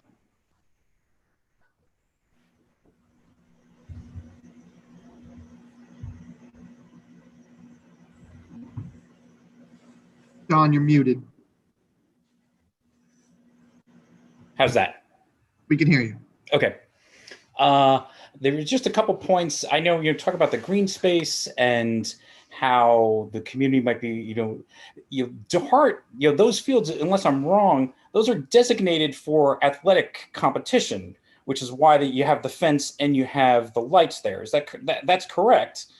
So if these are supposed to be athletic fields rather than, a community picnic area, shouldn't they be usable? If not, and I think, I guess, during the last vote, I was slightly for the turf, but when it lost, I wasn't upset. I was, excited to see, how the town, could we make grass fields work? They didn't work. I don't know, and I don't blame the town for that. I don't blame the DPW for that. I just think, there's more kids in town. There's more teams. There's more sports. There's just too much use on the fields. Mr. Humer, you referred to Chisowich. I don't think that's, I think we do need an overall plan with us in South Orange, maybe even using other towns in the area that already have turf fields, or maybe going in on a turf field in some area, maybe where we're not taking away green space, which might meet the environmental concerns. But right now there just isn't enough. Chisowich, I think, is a problem just because if anyone's ever parked there, you're going to need people to come in and come out, and Chisowich is difficult with that. But I do think we need that kind of thinking. This would just be a modest improvement putting turf onto Hart. But if these fields are designated for athletic use, then they should work. They should be able to be used, and not have the typical South Orange Maplewood sunny day rainouts. I've coached for 10, 15 years. I'm about at the end of my youth sports parenting days, and in my initial email to my parents each year, I would say, you have to check it. I don't care if it's sunny. I don't care if it's been sunny for 3 days. You need to check to see the fields, just to get more use out of it. But, someone who's against the turf, made a point, which I think is true, is that, there's no constitutional right to having athletic fields in a public park. And maybe, the better use, it wouldn't be my choice, but maybe the town's better use is that, we take out the lights, take out the fence, and just make those into, kind of a community free play area, which is valuable too, which is, one of the things you love about Maplewood. But if we're going to do that, let's be honest then tell 30 seconds. Then tell the community that we really just don't have enough room for reliable fields. If you want your children to play every week and know there's going to be a game, join a club team. I know they cost a couple $1,000s. Maybe the town could put something toward that, but maybe it's time to admit that we just don't have the capacity for the fields if we don't want to put turf in, and that's fine.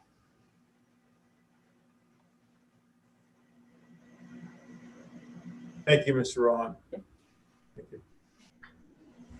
Okay, Mayor, next up we have Bert Morris. You have 3 minutes. We will convert you to a panelist.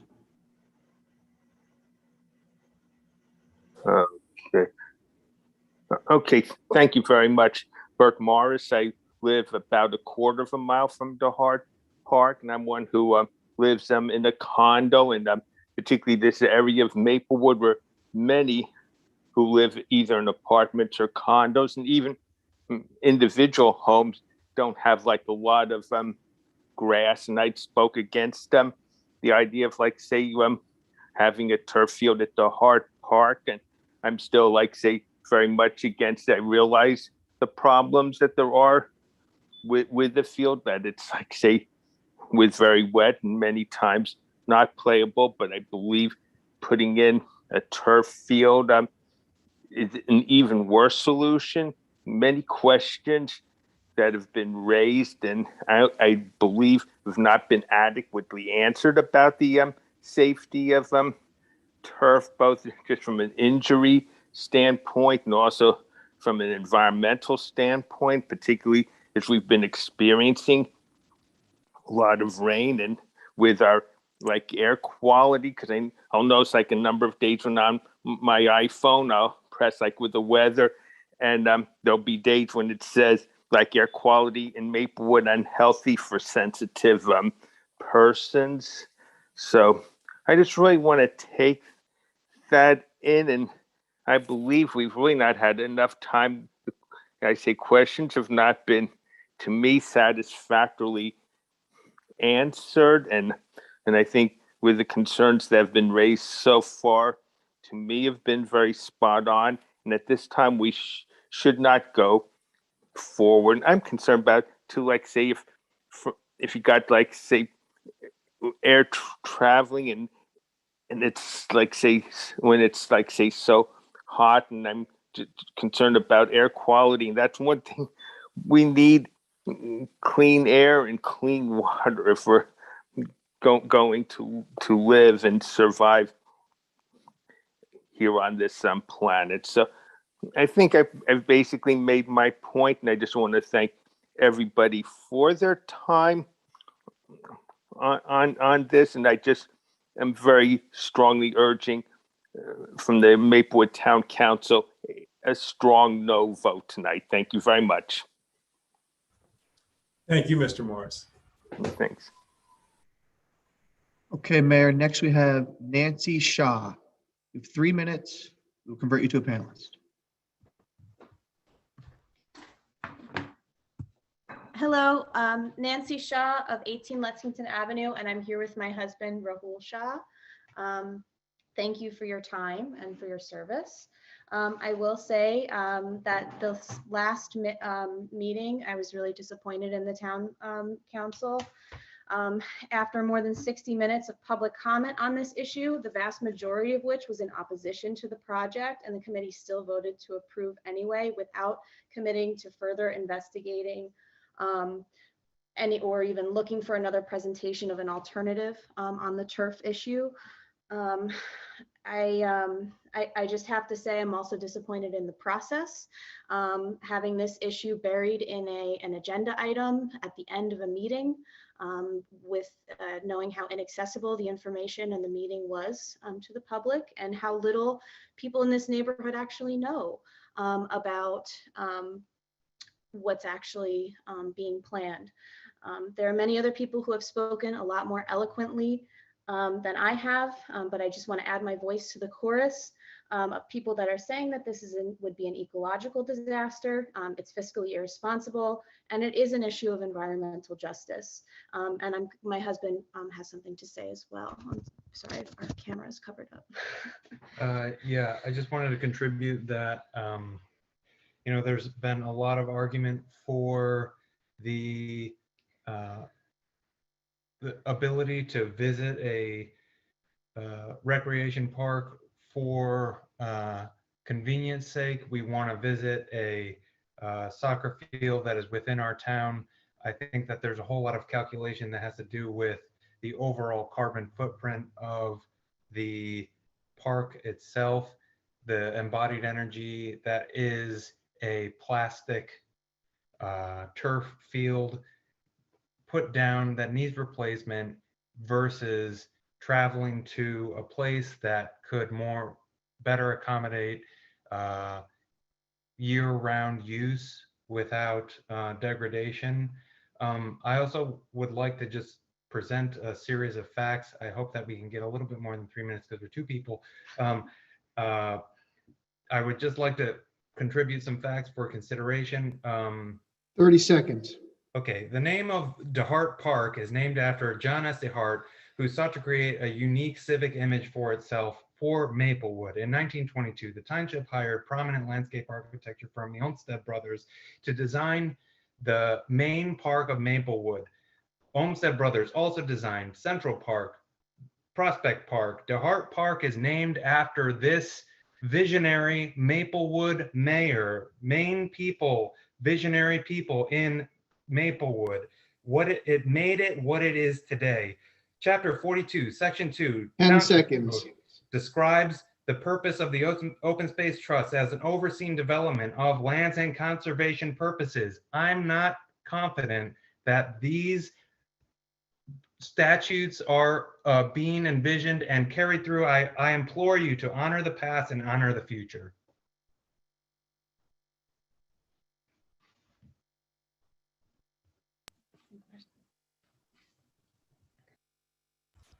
Okay, thank you, Mr. Shaw and Ms. Shaw. Thank you. We're giving them Next up, Mayor Eric Shorter. You have 3 minutes. We'll convert you to a panelist. Do you guys have me on? Yes. Hello. Hi, guys. You know me. My name's Eric Shorter. I'm a resident of the area. And Mayor McGehee, Mr. DeLuca, Mr. Daffis, you're familiar with me. I agree with Mrs. Saslovsky. I hope I have her name right, Saslovsky. I've been surveying my neighborhood. I've been walking around. I've been up at the park almost every day. I've asked people that are out there on the grass. I've asked people on the street that are local to the neighborhood, do you know what's going on? And they've all said, oh my God, no, we did not know this. And they were all adamantly opposed. Everybody that I know in my neighborhood, and I've been here for 18 years, were adamantly opposed. And you guys know me. I'm not anti-sports. I'm all for the sports. I want the kids to play. All three of my children have played through the sports teams. They're all through CHS, MMS, Seth Boyden. We have been participants. I'm saying our planet, our neighborhood, think globally, act locally. Right here in our town, we're going to rip up natural grass and put in artificial turf. And for the record, I want everybody to please use artificial turf. Sports turf can be natural grass. When we use the word turf to refer to artificial turf, it's a misnomer. It's artificial. Nothing eats on artificial turf except microbes. No birds, no bees, no butterflies, no worms, no ladybugs, nothing. And I've been up there. There are children, little children, 3-year-olds, 4-year-olds, 5-year-olds, and they are out there and they're playing in the cool grass. I can take off my shoes. I talked to the Lincoln landscaping team. They all said, no artificial turf. And I'm shocked that we're even having this conversation. I am not anti-sports. I am all for sports, but we should be investing our money in how do we lead the charge for environmental safety, environmental progressive behavior, sustainability. We want to be a sustainable community, and yet we're going to rip up natural grass and put in artificial turf, which barely has a lifespan beyond 10 to 12 years. We have to do it at Underhill. We have to remove that. Where does that crumb rubber go? 30 seconds. All I'm saying is, please vote no. Come on. This is ridiculous. Why are we even having this conversation? The environment is asking us, the birds, the bees, the ladybugs, everyone, they're saying, don't put in artificial turf. Leave the natural grass. Let's figure out how to fix it together. Thank you, guys. Nice to see you all. I appreciate your time. Bye-bye. Thank you, Mr. Shorter, and always a pleasure. Thank you very much. Okay, Mayor, next up we have Mike Connolly. You have 3 minutes. We will convert you to a panelist.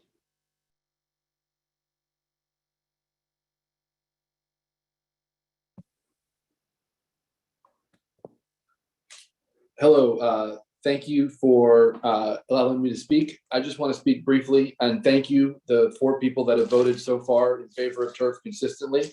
I want to thank them for taking this step for helping out us have more access to this field. Right now, the field is closed for more than 100 days each year. It's closed all of November, all of December, all of January, all of February, a big chunk of March.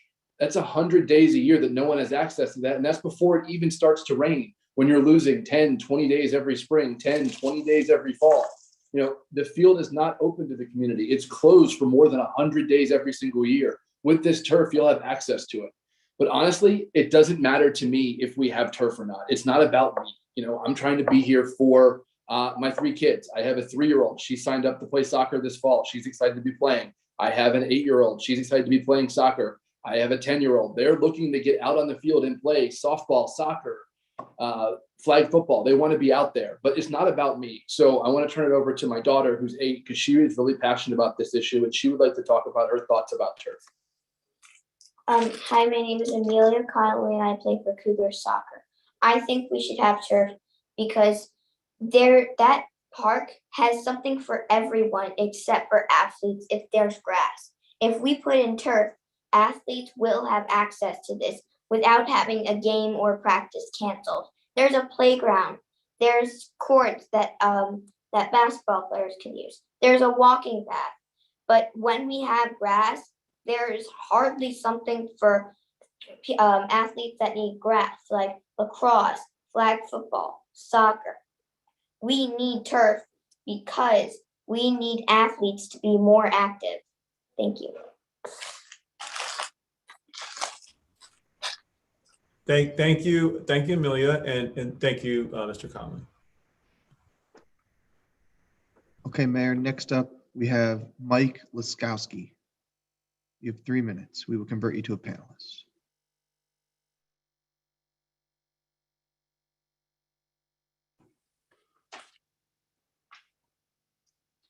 Good evening.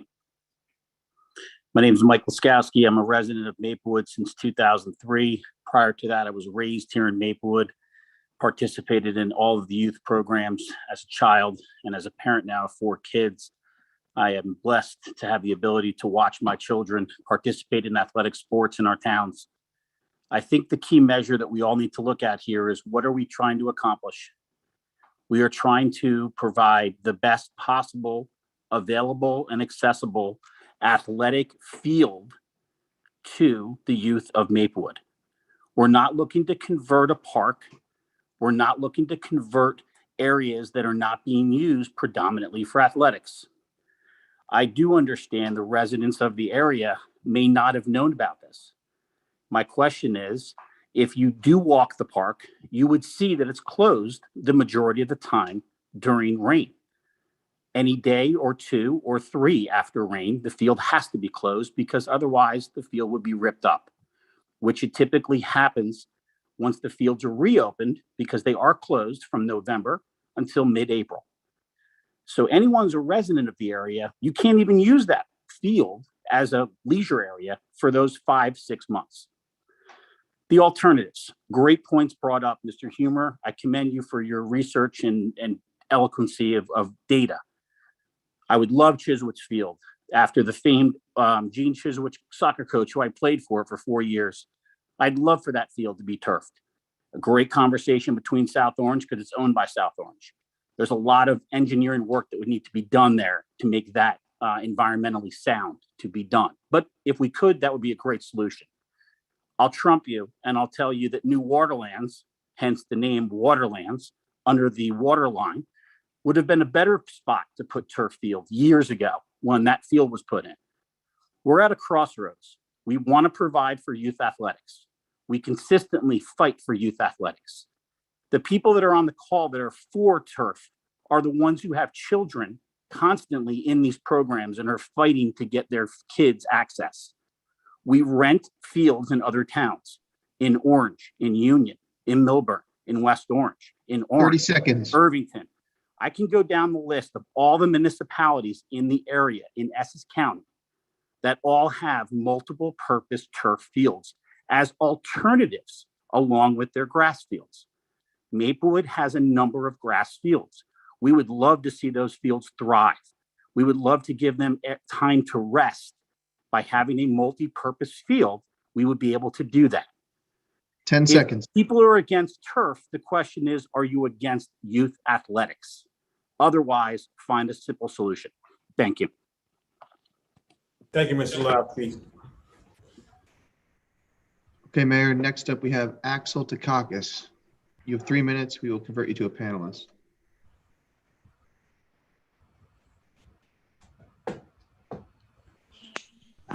Hi, yes, thank you. My name is Axel. I'm a resident of the Hilton neighborhood. I live on Franklin Ave. I just want to say that I'm hearing a lot of people saying that the field is in poor conditions when it rains, when it's and has to be closed, etc. But I think we have to remember that it's in poor conditions because of drainage issues. It's in poor conditions because it's not being maintained correctly as an organic grass playing field. We've had other speakers say that it seems like the community or the township which wasn't committed years ago to keeping up with the work. That also in this case, it seems that increased access to playing fields and maintaining organic grass playing fields are not mutually exclusive. You can do both. This idea that if you're against plastic, you're somehow against youth athletics, forgive me, that's very binary thinking, that's myopic and short-sighted understanding. I think you can do both. And I think the township should be committed to imagining a solution that keeps organic grass playing fields in place. There are many case studies of organic playing fields up and down the Northeast. If you're interested, we can email them to you. We can work together to do that, to figure out what are we doing wrong and how can we do it correctly? What needs to be fixed at the Hart Field, right? And secondly, and additionally, I want to add that, I mean, I've learned through social media that people who in Maplewood who don't even live in the Hilton neighborhood are actually surveilling us, making sure we use the field to warrant being against replacing it with plastic. Now, just think about that. People who don't live in the neighborhood are making sure we use our field so that we can be against putting plastic in it. I think that's absurd, right? And so there is a solution to this. It is possible. There are case studies out there, large documents explaining how certain fields in Pennsylvania, in Massachusetts, and elsewhere have been doing it, right? If you're willing to do this, you have to just be willing to say, yeah, we're going to put plastic in the Hilton neighborhood against the wishes of the community who live in the Hilton neighborhood. And we're going to be fine with that, even though there are negative consequences, there are environmental consequences, and there are environmental injustice consequences as well. If you're okay with doing that, I guess you're okay with it, but at least be honest about it, right? There are other solutions. As far as the field being closed, you know, when I walk to DeHart Park, the field says it's closed, but, you know, as far as I look at that sign, it seems like the sign is put up by the Kruger program, right? No one is actually coming by and closing the field. A third party is doing that. So that's also a problem, right? Again, I urge you to please just be a little more creative, be more environmentally just. There are other ways. If not, just be honest. And say, yeah, I'm okay putting plastic there, even though the residents of the Hilton neighborhood are there using it. And also, could other members just please stop surveilling us? Thank you. Thank you, Mr. Takakis. Okay, Mayor, next up we have Thomas Sparrell. You have 3 minutes. We will convert you to a panelist.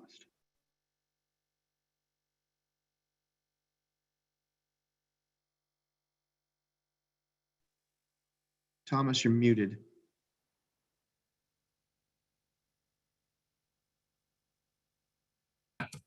Okay, I got it.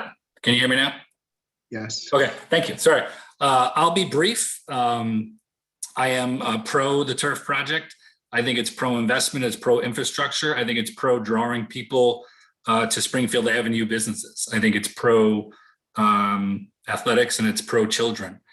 I'll let you in on a little secret. Our children are already playing on turf in every other town that they go to, whether they're in club sports or rec league sports, they are using turf. So I urge you not to be swayed by the arguments that it's a health hazard.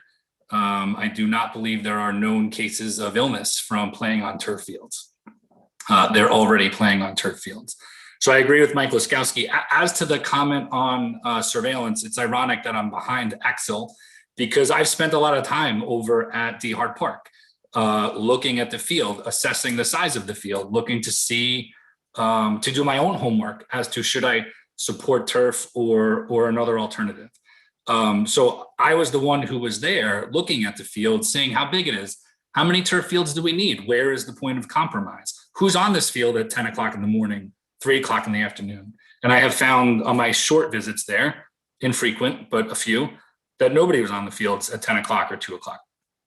It's not a statistical sample. It's not meant to be used at anything, but I was there as part of my homework to form my own opinion as a resident of the town of what I'm interested in, because I do my homework. So I urge you to support the project, do it in a balanced way. Being politicians and on the township committee is not easy. I urge you to find the compromise that works for something not only for the residents of that area, but for the whole community as a whole. So those are my comments. I appreciate your time and your service. Thank you. Thank you, Mrs. Spurrell. Okay, Mayor, next up we have Brian Klepp. You have 3 minutes. We will convert you to a panelist. Hi, can you hear me? Yes. Great.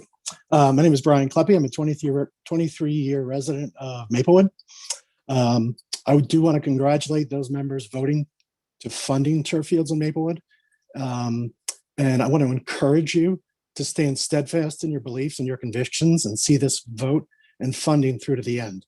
We thank you. Listening to some of the earlier callers, specifically Axel a minute ago, I think he's right. There probably are studies in Massachusetts and Pennsylvania where grass fields can be leveraged, but it's a mathematical equation, one that doesn't resolve itself well for Maplewood, because when you've got the type of demand that we've got with the grass fields that we have access to, unless you cut the demand side of the equation, there's no way for that grass to rest and to fulfill itself. Like someone said earlier, I was disappointed when the original turf bond failed, but I was anxious to see with focus and monies toward DeHart what it would look like. And we all know where that went. But we're well aware of the monies that went toward the grass fields in that town.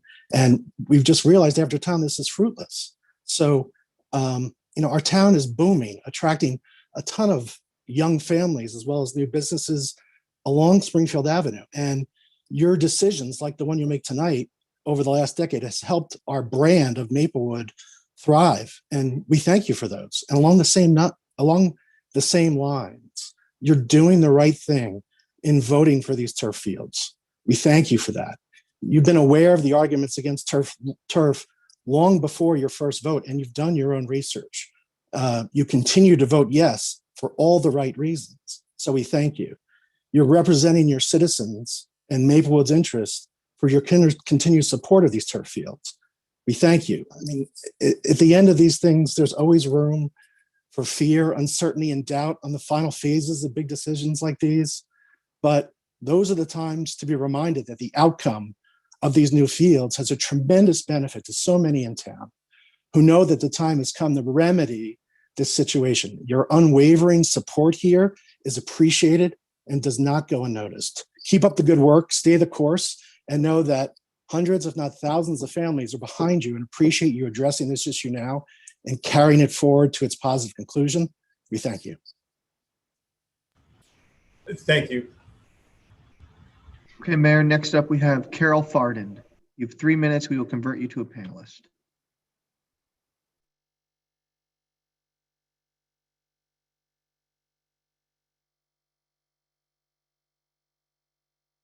Again, you're misidentifying me. I am not Carol Farden.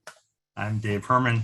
What is happening? Thank you for putting me in a good mood. I was in a sour mood because of a bad commute.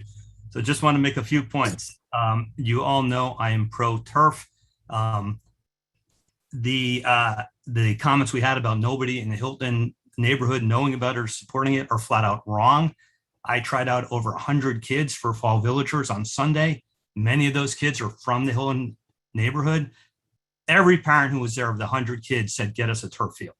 everyone. If there were any against it, they didn't speak to me. So I can't say I surveyed 100 people, but all those folks, including kids from Hilton, want that field. I was also one of the people who supposedly surveilled Axel. I can tell you I didn't surveil him or anyone else because nobody was there. And I didn't go there for any nefarious reason. I went there because after being at Maple Crest 1 at 9 o'clock in the morning, raking the field by myself to make sure we could have tryouts after tons of rain, I decided to go over there to see what the heart was like. The field was, of course, the infield covered in water, and the outfield, nobody was there. There were cars in the parking lot, but everybody was there working out on the machines, playing basketball, or walking around the track. So, I'm sorry if Mr. Axel, I apologize for not knowing your last name. If he thinks that that's me nefariously surveilling him, I can assure you I have no interest in what you do. Okay. The other thing I'd like to say, the environmental issues. Somebody said, what are we doing with crumb rubber? People should realize those are recycled tires. That is recycled. That's environmentally friendly. If we're not using those tires, they're stacking up. They're on, some of you may remember the never-ending fire in Cleveland, that tires were on fire that they couldn't put out. This is a constructive use of tires, and if people are so against them, I'm not sure what they have on their cars, how to get from place to place. Now, of course, the field, if you bring it to a lab, the plastic material, you could break it down and have some toxic material, but do we really think it's more toxic than chlorine? And are all the people who are against the turf letting their kids swim in pools? We know chlorine's toxic. We had it this weekend. Kids got sick. There's no cases of a kid ever getting sick from a turf field. And if there is one, please bring it to the attention of the Township Committee. 30 seconds. Again, as I said, we had 100 kids try out this weekend, girls eager to play. And we just want to give them a place to play. That's all we want. So we appreciate the support of everybody on the Township Committee. We appreciate your dedication. We appreciate you, letting the people speak who have a different opinion, whether it's formed from, social media, wherever they form it from. But I'm happy and confident that you're making an informed decision and doing the right thing. So thank you all. Thank you, Mr. Herman. Okay, Mayor, next up we have Laurel Kearns. You have 3 minutes. We will convert you to a panelist.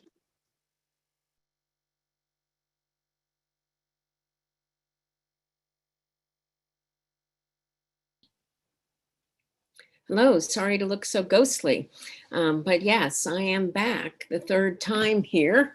I don't want to be back the third time, but I feel compelled because I care about kids and I care about sports playing kids to speak again. I want to say first that my commitment to environmental justice issues came from when I first moved here 27 years ago, and I learned from the Ironbound Community Corporation and their fight against other sections of Newark wanting to take away their park. And so I've stayed very tuned into environmental justice issues, and especially the taking away of green space. And I think you've heard enough about that. We can keep saying it. This is taking away important green space. It's a heat cooling effect to have the grass there. It's environmentally friendly. But let me address a few things that have been said. Tires are different than crumb rubber in little tiny pellets. It's a whole different thing. Little tiny bits of crumb rubber get into the water, they get into birds, they get into animals, they get into ears and nose and all sorts of things. Tires don't.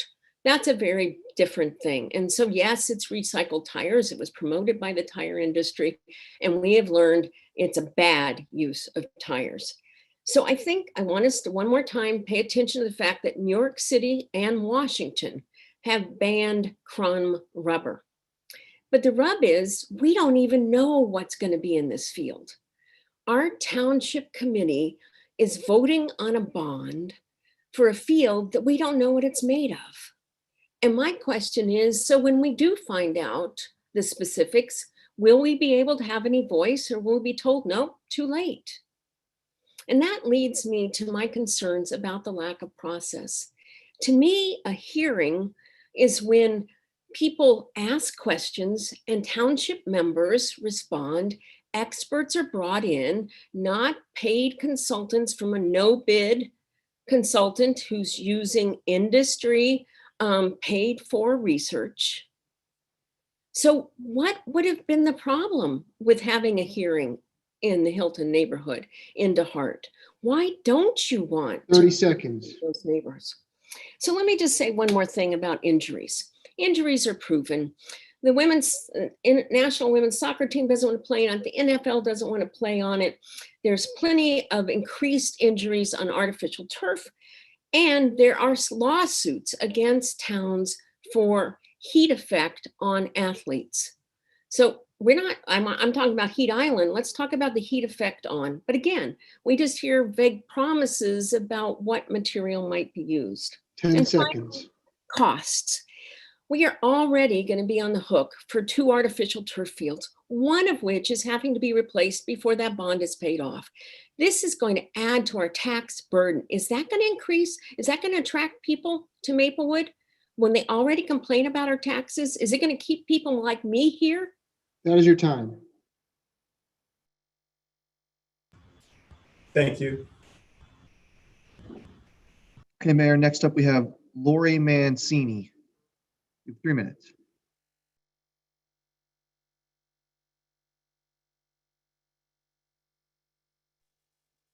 Lori, you're muted. Oh, hi. Hi, sorry. This is totally not me to ever speak at a meeting like this. I'm in the Hilton neighborhood on Concord Avenue. I just wanted to voice my opposition and concern about the turf field. I actually kind of liked what David, I believe his last name was Humer, was mentioning. I'd be okay with, replacing pavement with plastic, just not an open field. And I've heard some people mentioning that they've been going to the park and kind of watching what our residents do, which is odd. But I was actually just there today with my toddler running through the field. There was a closed sign, the gate was open. I saw a bunch of children running through with us and on bikes. And it's just kind of a shame that the surrounding community is not being kind of consulted in this process. I only found out through the lounge about this and about the meeting through Maplewood Moms. So I just wanted to mention that. And actually, this was the first year my son played youth sports. His soccer practices were canceled a few times, but they were at Memorial and Orchard Park. I've heard no kind of offering up area in any other park except DeHart. And I certainly wouldn't want Memorial or Orchard kind of blighted with a turf field because I love that natural landscape. But I do find it problematic when our yard is kind of the size of a postage stamp, where DeHart is kind of our opportunity and space to have our child run free, to have it turned into a plastic field instead of grass. Again, I'd be really open to something, an alternative, replacing one of the parking lots or commercial spaces near DeHart with a turf field. But I just wanted to voice my concern and say I would love some sort of vote in the community because the people in my area I know are definitely against it. So I get the frustration with canceled practices. I faced that this year, but 3 seconds. It doesn't dissuade me from my my opposition for turning a beautiful grass space in an area without grass into plastic. That's it. Thank you. Thank you for your service to the community. Thank you, Ms. Mancini. Thanks. Okay, Mayor, next up we have John Sullivan. We will convert you to a panelist. You will have 3 minutes.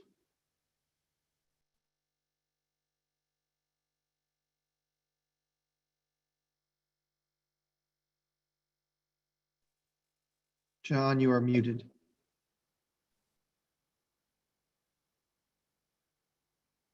Good evening. I have spoken to each of the members of the Township Committee with respect to my feelings on this proposal. What I think people are missing out on is that there are actually two portions of this bond ordinance. There is the 911 console, which, since I don't have much of a life, I attended the budget hearings that were open to the public.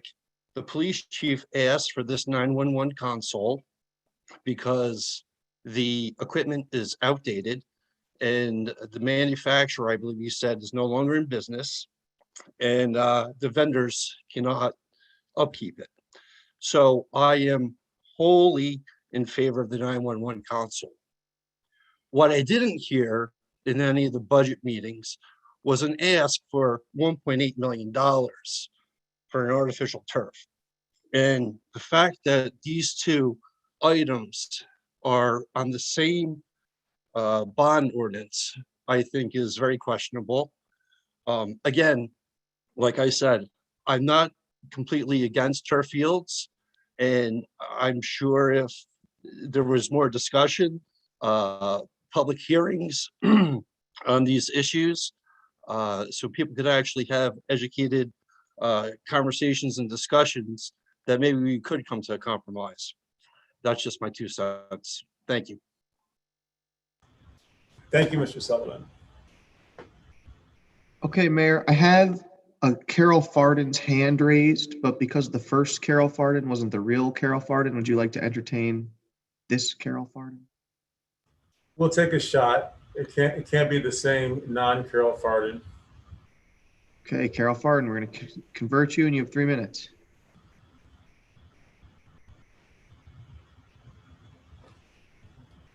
Are still muted. We can hear you now if you speak. Hi, I think I might be registered as Carol Farden, but my name is Christine Weber, and thanks for, I raised my hand, but I wasn't sure if you guys could see it, so thank you so much. I'll be really brief. I just wanted to say that, and I've spoken before, I am the parent of 3 boys in the district. I'm also an environmental consultant with over 25 years of pollution and environmental risk experience.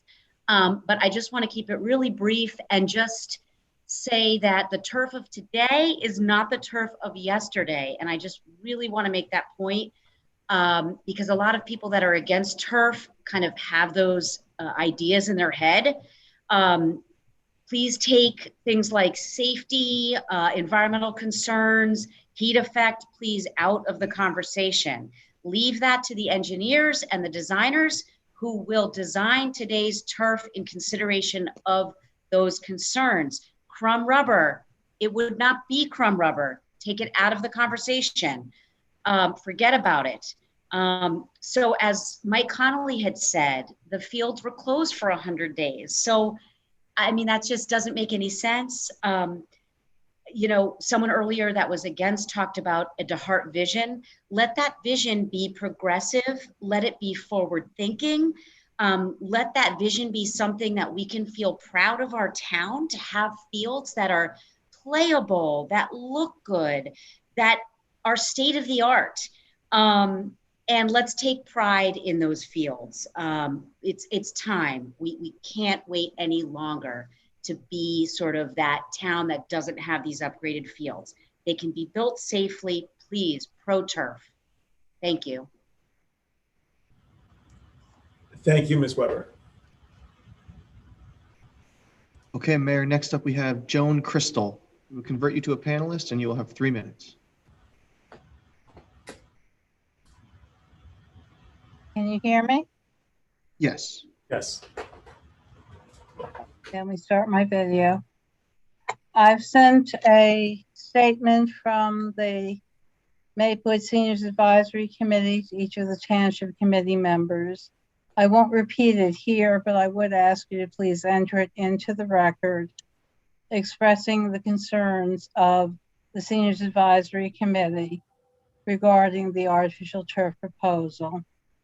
Major concerns being the cost and the environmental impact. Thank you. Thank you, Ms. Crystal. Okay, Mayor, next up we have Stefan Collodi. You have 3 minutes. We will convert you to a panelist.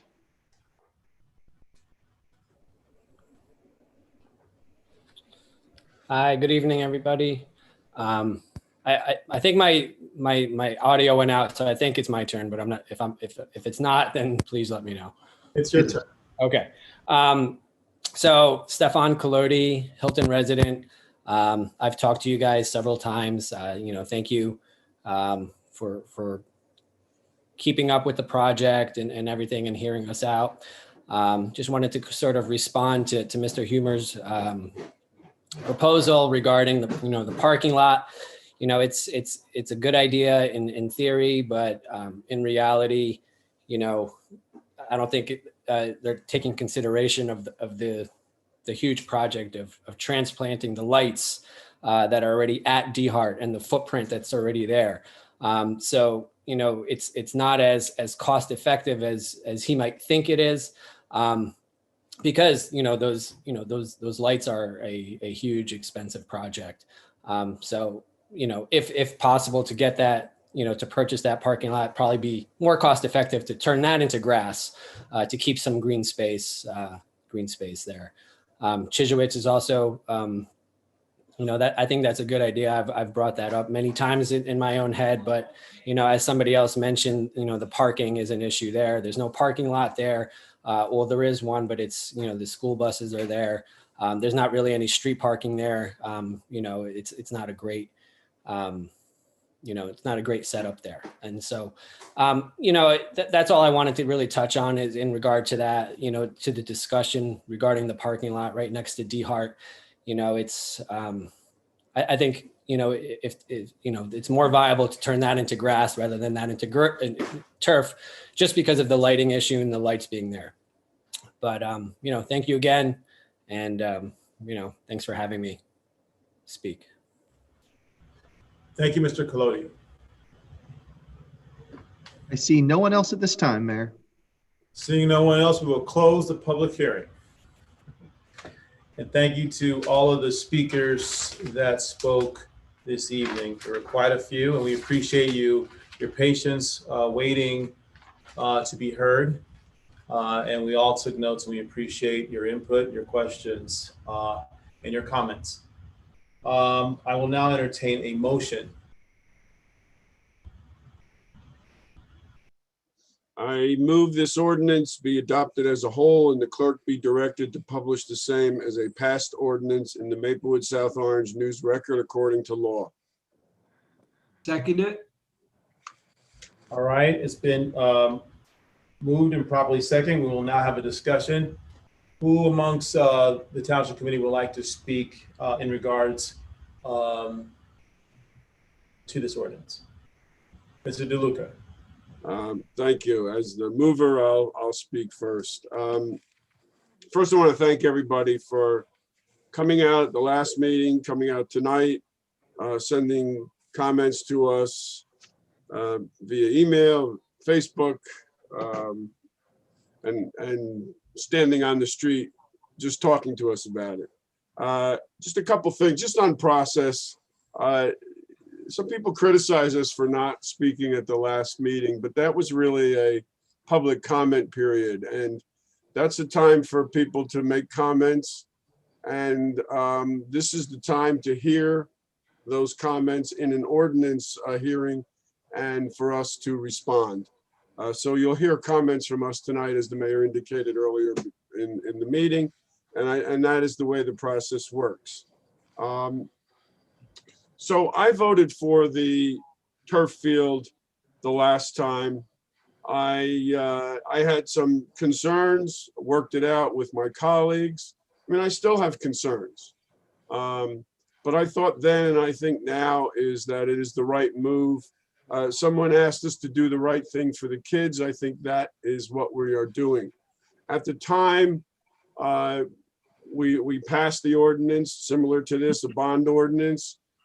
People who were opposed to that bond ordinance went out and got sufficient signatures so that they could put it on the ballot. And the vote was against, I guess it was around 52 to 48. and so the bond did not go forward. We then agreed that we would work to make the field an organic field, and worked over the years to try to bring that about. I think we realized that we didn't have the capacity in-house. We hired different people. We spent a lot of money on that project. We've spent money over the years. I took a look at some planning and engineering committee meeting minutes and engineering and public works, which is what it's called now, and planning committee meeting minutes. And it's clear a couple things. One is that continuously over the years, we have said that we have a lack of field space in Maplewood in general, and we have an overuse of all of our fields, including DeHart. And the only way to improve DeHart was to limit activity there. And that is pretty difficult given the demand that we have. You know, people pay high taxes here and they want space. They want space for their kids to have the program. And we were not able to provide it. The other issue that came clear is that we had a drainage problem there. Year after year after year, you can see in these minutes, we talk about, we had conversations about the drainage. I believe in 2015, we added more drainage there. We then, it was referenced that we did not speak to Rutgers, but we did have Rutgers come in. And essentially what I'm reading here is that, you know, the major issue is a result of field construction, and the only solution is to reconstruct the field. And I think that's where we are. I don't think that field is salvageable. I think that field has to be reconstructed. So the question is, how do you reconstruct it? Do you reconstruct it back to a grass field, or do we try something else, and that is a synthetic turf? And I'm on the side of synthetic turf. So let's talk about what we're not doing at DeHart. We're not changing the playground. We're not changing the tennis court. Nothing to the basketball court. The walking path will remain the same. The Newark Way entrance, which we improved, will remain the same. The fitness equipment will be there.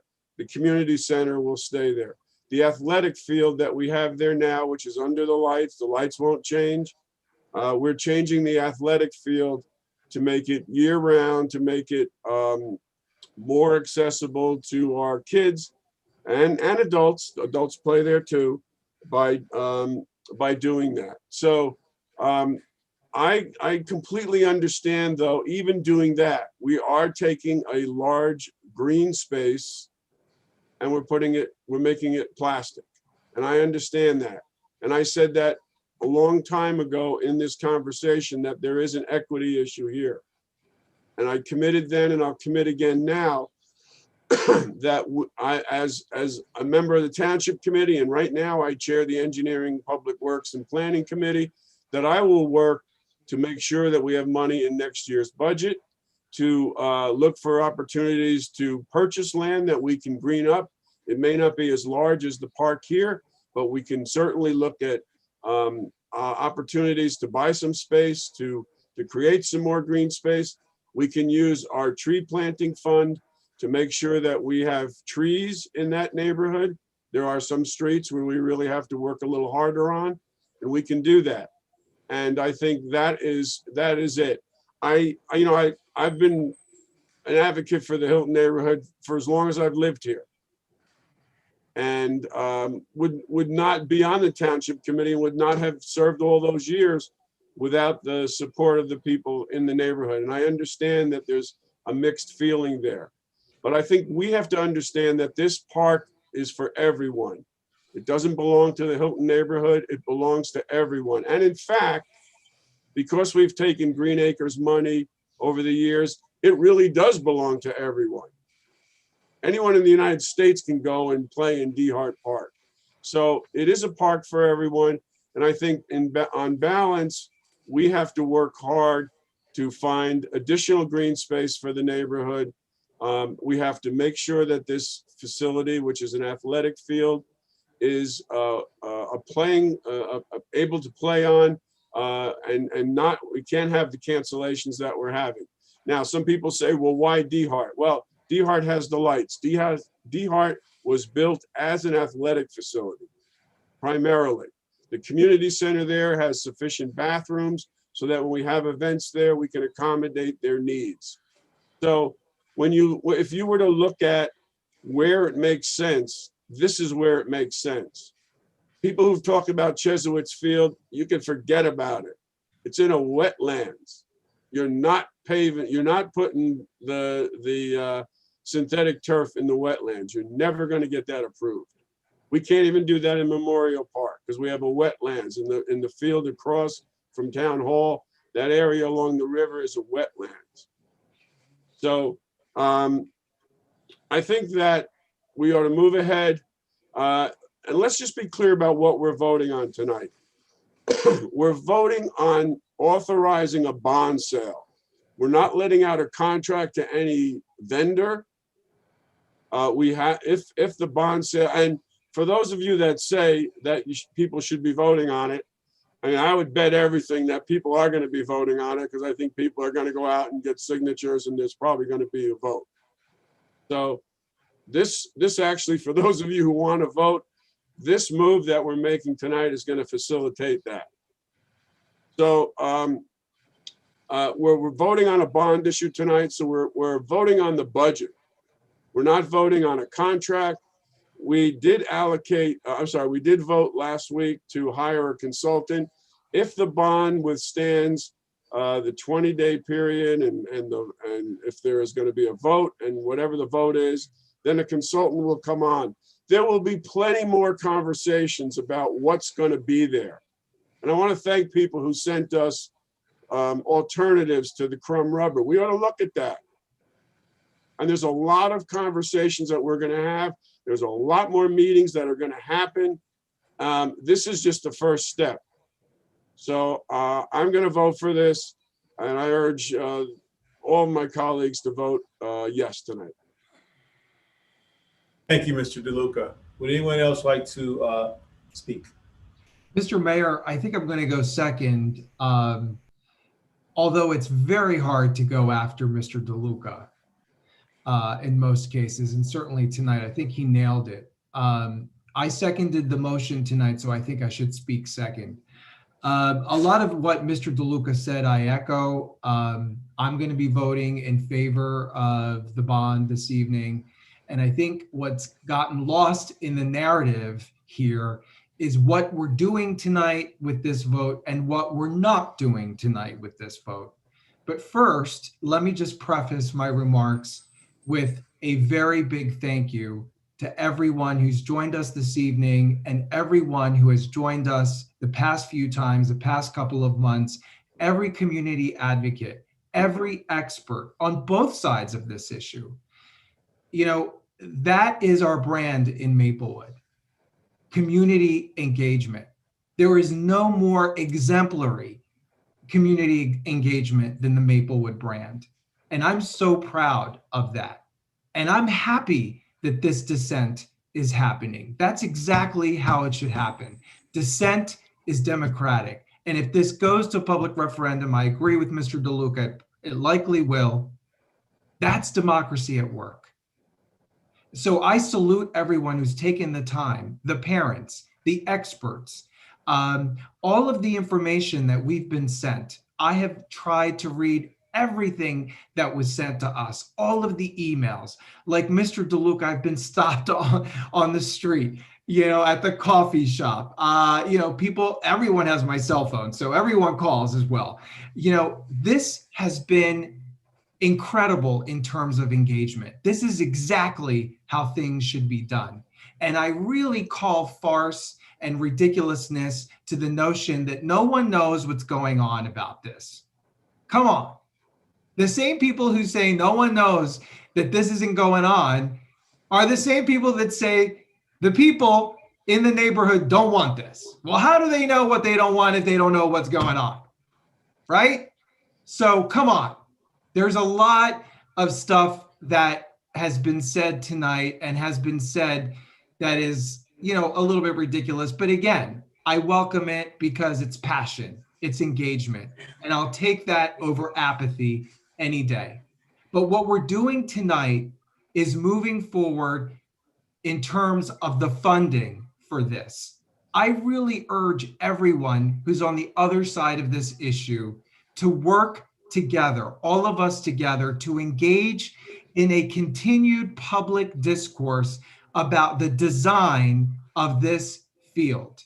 Maybe we don't need to use the entire field. Maybe we don't need to convert the entire field into athletic turf. Tonight's vote in favor of the funding doesn't do that, because it's just about the funding tonight. It's not about the design. It's also not about the materials that are going to be used. It's also not about the important part here after it's built, the maintenance. The maintenance here is critical. We have to get this right. And I really hope that what we're going to focus on is not tearing each other apart for the next 6 months over a public referendum, but instead having this continued engagement about a design, materials, and maintenance that make sense, so that what we have at DeHart is a multi-purpose use for everyone. Because what we have now is a serious unmet need that comes to our attention every single year. Every single year. People say, well, where did this come from? And why are you rushing to judgment? Are you kidding me? We've been talking about this. Mr. DeLuca did an excellent job of giving everyone the history tonight on the record. We've been talking about this forever.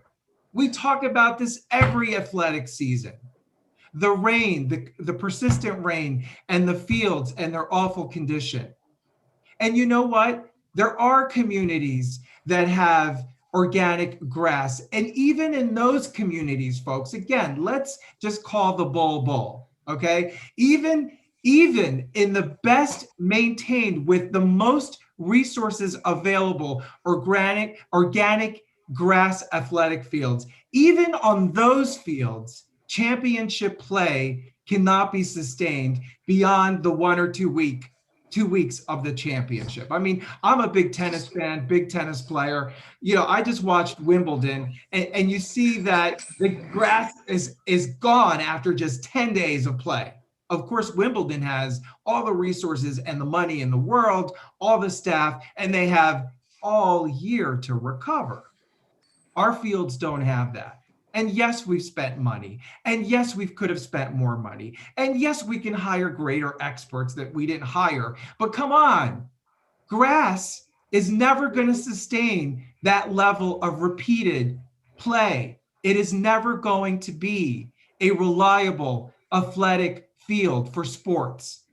And why should we, as governing body representatives of this town, of the entire town, why should we accept at the end of the day that, you know what, you can have everything else in Maplewood, but you can't have this? You cannot have access to athletic sports, organized or other, because you can't, even though you pay these high taxes. Why? Why is that? I mean, I can't sleep at night. I know that this is a serious unmet need. So as a governing body representative of the entire town, my job is to balance, to find common ground where there is common ground, to meet an unmet need. This is what I do professionally too, as an attorney and as a housing policy person. I try to bridge gaps, to meet unmet needs. This is a historical unmet need in our community. And this mayor that we have right now decided, you know what? We're going to do something about it finally. This is a hot topic, but I'm not afraid of it. We're going to take it head on, and we're going to engage in this public manner that we've been engaging to do this correctly. That's why we're talking about this. That's where this has come from, and that's why we're doing what we're doing this evening together. There is no lack of transparency, and there's no backroom dealing or something nefarious. What we want to do here is balance the needs. We have a responsibility to make sure that our youth also have access to organized sports, to competitive play, and all of the opportunities that come with that. And that applies to all kids of all kinds around the entire town, because it is a health and wellness issue. And yes, even though it represents the great human paradox, yes, it is possible to put in plastic in a portion of a field and also have the gold medal in sustainability in the state of New Jersey. That is the human paradox. The two do not need to be mutually exclusive. Also, it is possible to move forward here and continue in a public engagement and continue discourse about design, materials, and maintenance in the best way possible, in the least harmful way for all of us, right? It is possible to do that and talk about buying more space, creating more green space, and certainly, as others have suggested, about our master plan. We're 2 meetings into our master plan, 2 meetings in. And the one thing that we've talked about is green space. We have to increase green space. Yes, we do. But that doesn't also mean that we can't do this. We can do both at the same time. Besides, what will we wait for? What will we learn? What? Everything that we know, we know.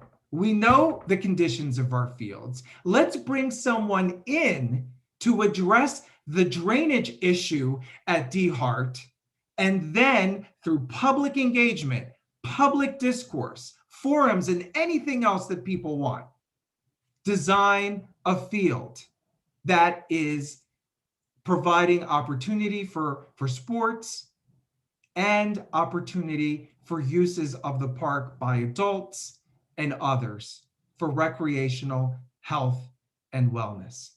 That is my position, and I really hope that we can turn this around and not think about it as the end of the story, but only the beginning of our engagement as we look to how we can do this in the right manner. Tonight is only about appropriating the funds. And some people have asked, well then, mister, why are you appropriating $1.8 million if you may not use the whole thing? Well, because we want to have that extra money to pour into significant park improvements, more grass, more trees, more shade, right? So this is not doom and gloom. This is not black or white. We're adults. These are complicated issues we're trying to solve.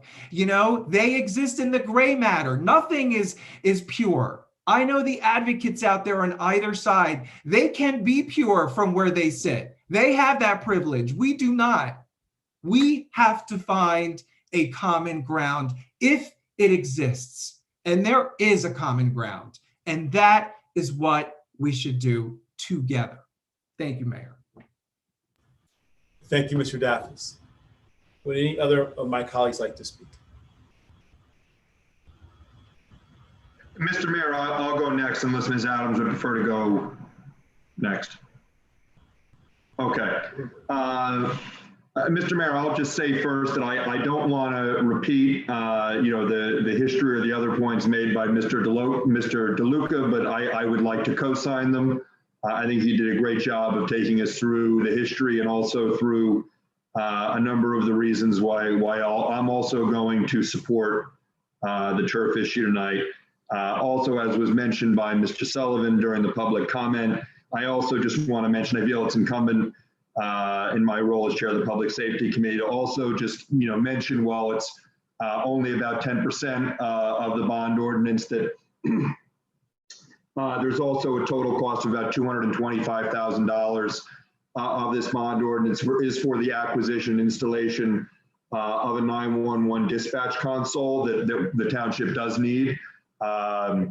And I don't think anyone's against that. I haven't heard anyone be against that.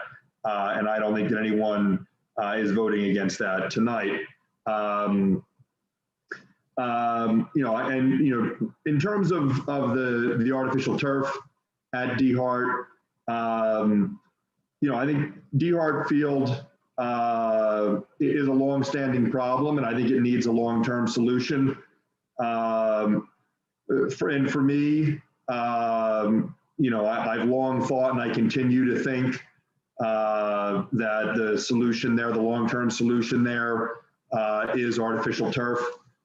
I think D Hart, as others have said, really makes the most sense. It's an existing athletic facility. It has the lights. I think this is where we need to go. Our fields are overused. The work I've done with recreation over the years, including serving as a representative of our township, working with colleagues with the Board of Education and the school district, and with South Orange, talking about our field use and sharing fields and the field user fees. The thing we hear consistently from each other and from our consultants is that the fields are overused. We just have so much demand, and the fields need rest. Particularly in the winter months when there's not enough field space, then in the spring when we get rains, we have so many kids that want to play sports, so many teams, and just not enough fields to supply that demand without having more artificial turf fields. The artificial turf field we have at Underhill gets a ton of use. And, in fact, we're increasing, the school district is increasing their amount of turf fields by turfing Ritzer. And the Board of School Estimate voted for that as part of the long-range facilities plan. But with the, with those exceptions, our teams in this town don't easily have access to artificial fields in other communities. They play away games, or they have access through joining clubs that play in other towns. But our recreation teams and even clubs like Cougar Soccer that are local don't have access to those artificial turf fields unless they pay rental fees, if they're even able to do that. So I think we need another artificial turf field in our community. And like I said, I think D Hart is where that makes sense. I've heard for sort of the financial point come up tonight.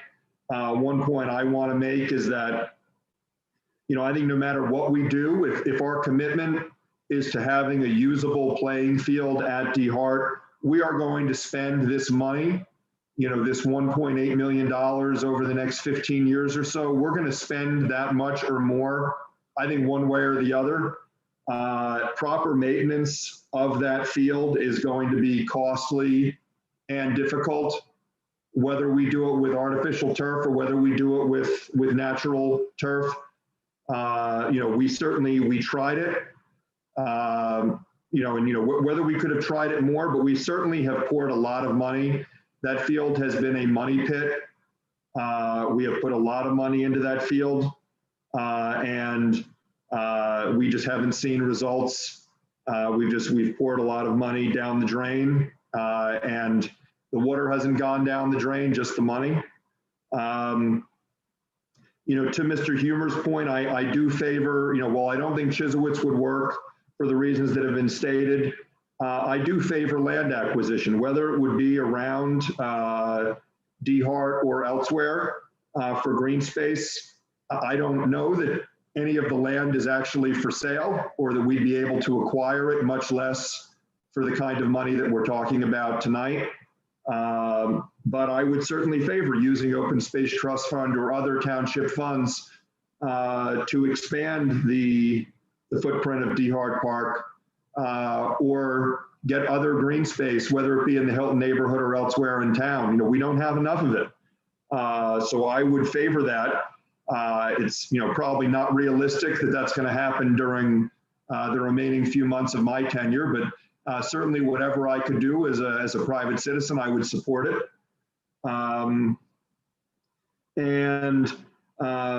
For all of these reasons, though, I think that we do need to move forward with this project. And I'm going to vote yes tonight because I support both the 9/11 dispatch console system and the proposal to install an artificial turf field at Dehart Park. Thank you, Mr. Mayor. Thank you, Mr. Limber. Ms. Adams, would you like to speak? Sure. First, I'm a little confused as to, I think Mr. Davis had emailed Mr. Kaloje. I didn't see a response in the email as to why the 911 dispatch and this other project are in one bond and whether or not.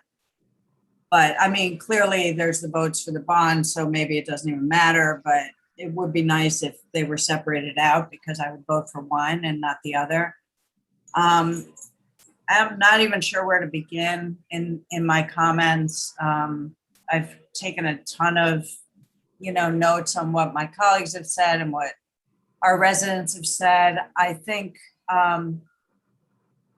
we're being disingenuous and pretending that we've had all this open comments about this. This literally, Mr. DeLuca commented that it was just at the last meeting, and that's not true. There was all of a sudden a discussion item, I don't know, 4 meetings ago or whatever that Mayor put on about fields. It was vague, it was brought up, and all of a sudden we were talking about them.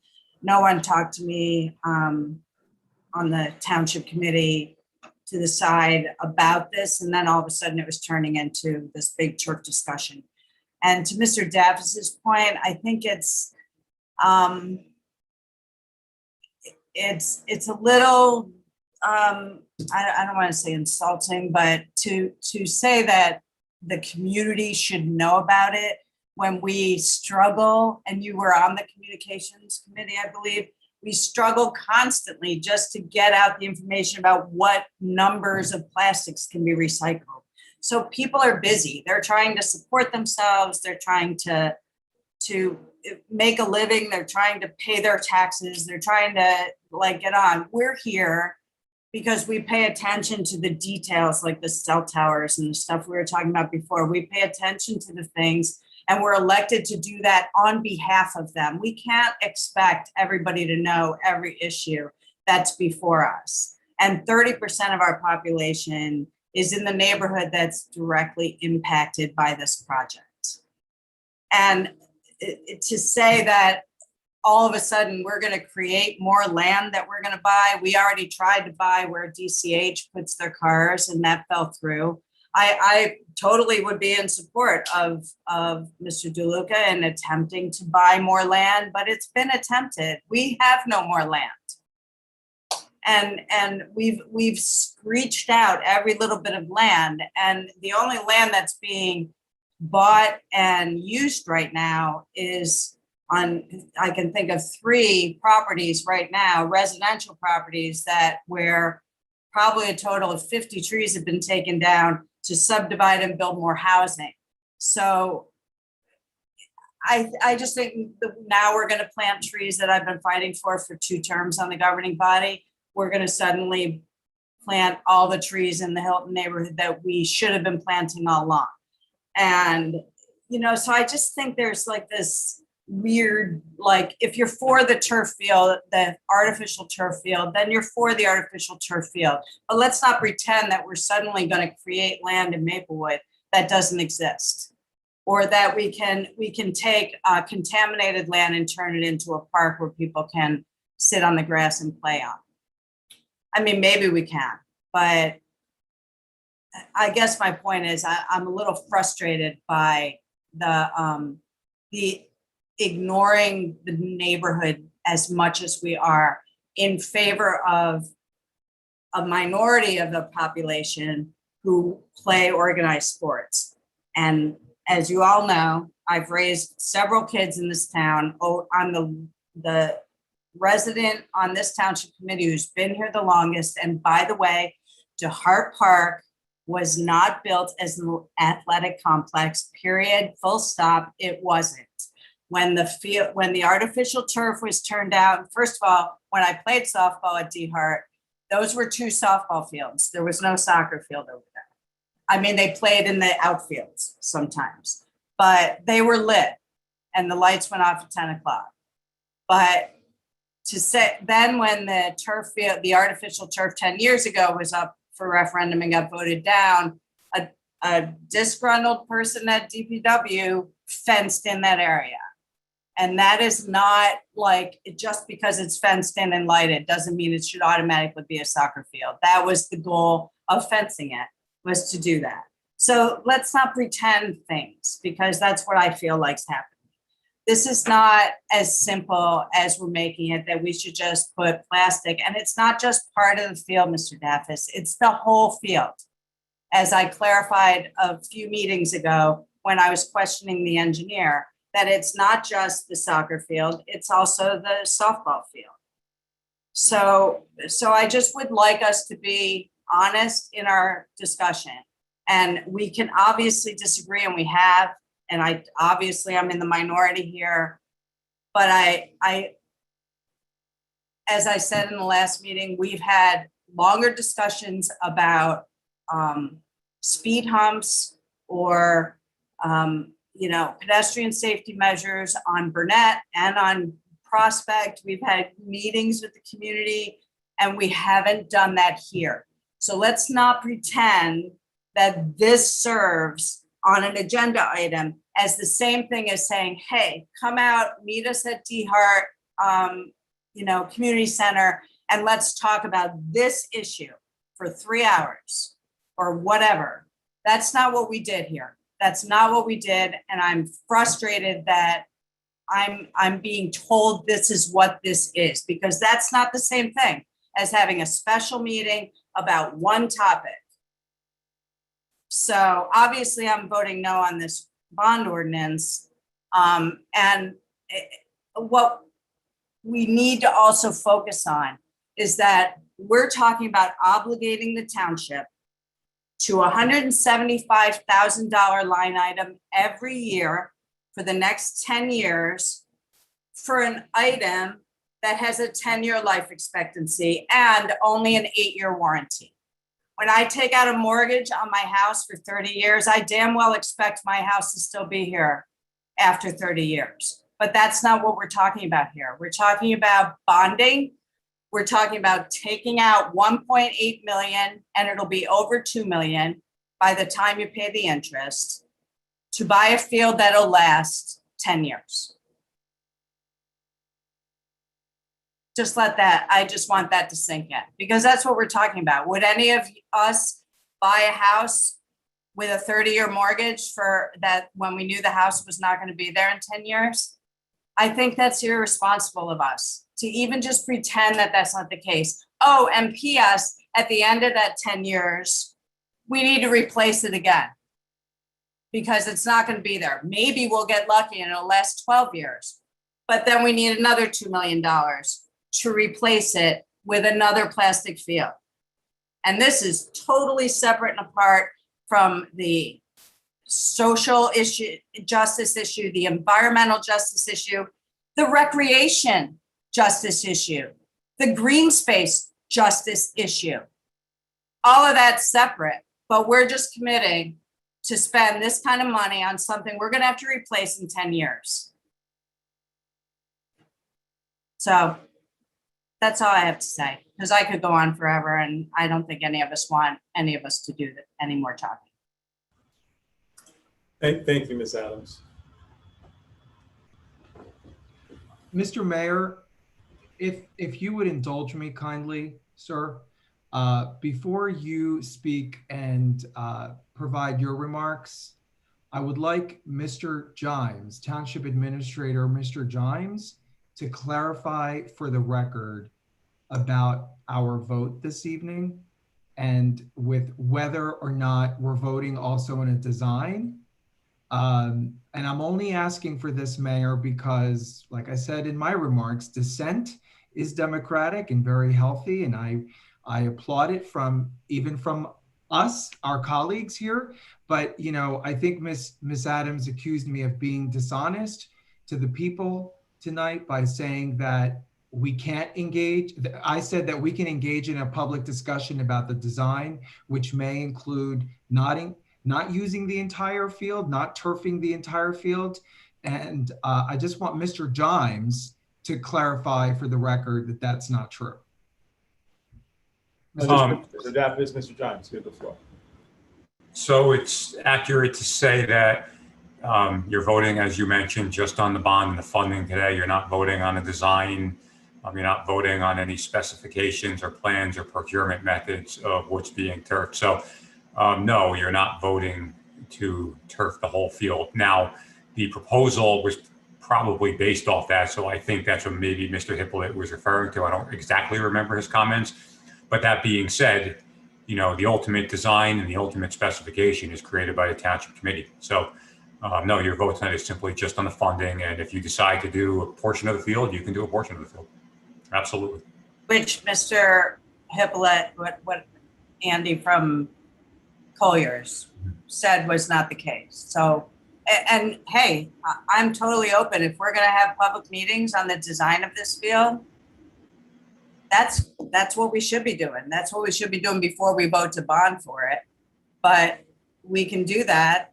But that's not what the consultant said. He said, you know, it doesn't make sense because you'd have like the outfield, half the outfield and half of the soccer field, like a natural turf. And it doesn't really make that much sense, but we can do that.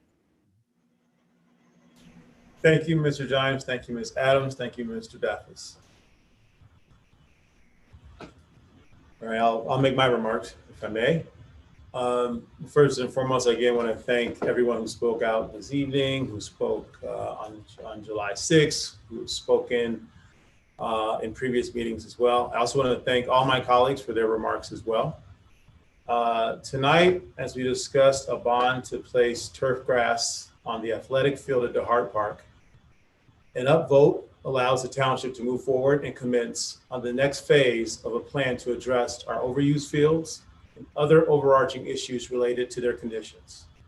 Many conditions, such as replacing damaged and outdated pipes with new and more sustainable pipes, adding more basins to help redirect the water in problem areas.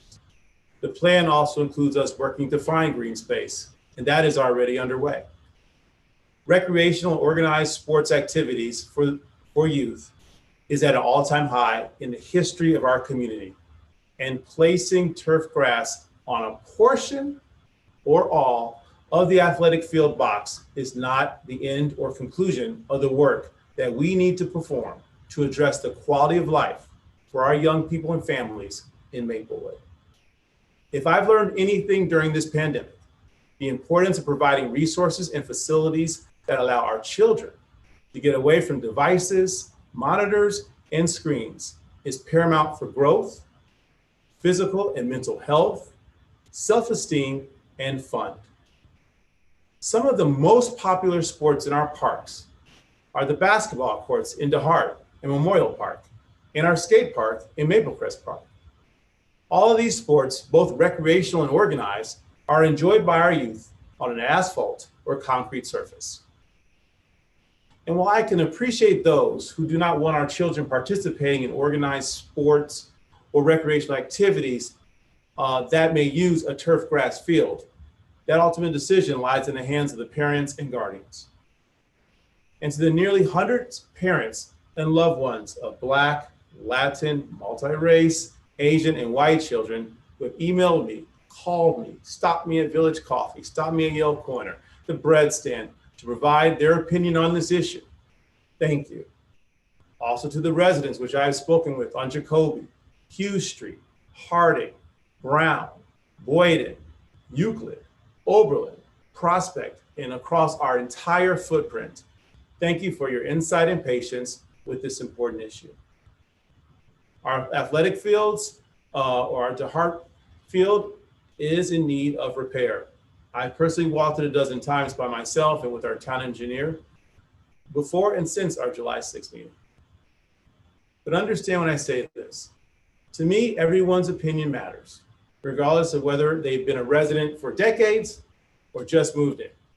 Everyone's opinion matters, even if we're not in agreement.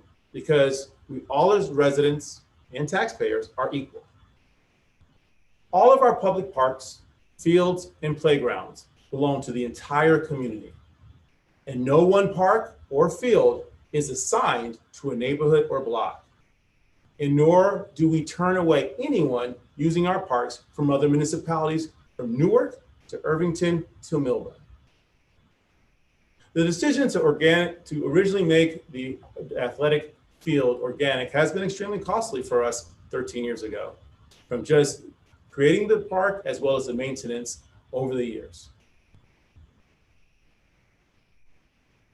And I would be remiss if I didn't briefly mention some of the divisiveness on social media regarding this topic. Personally, I think it's exceeded anything I've ever seen in this community. The attacks on the character of my colleagues using race or gender in an effort to convince or win over the opinion of others to align with the point of view is not only unacceptable, but frankly in the poorest taste. Those type of comments that if one was expressed them face to face would speak more about the person saying these things than the individuals that they are targeting. So tonight, let's refocus.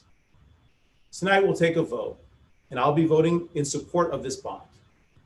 This likely will not be the end of the process, but it is my hope that if there is, and likely will be more to come, that we will find common ground in our way back to respecting each other and realigning as the community, which we are all proud to call home.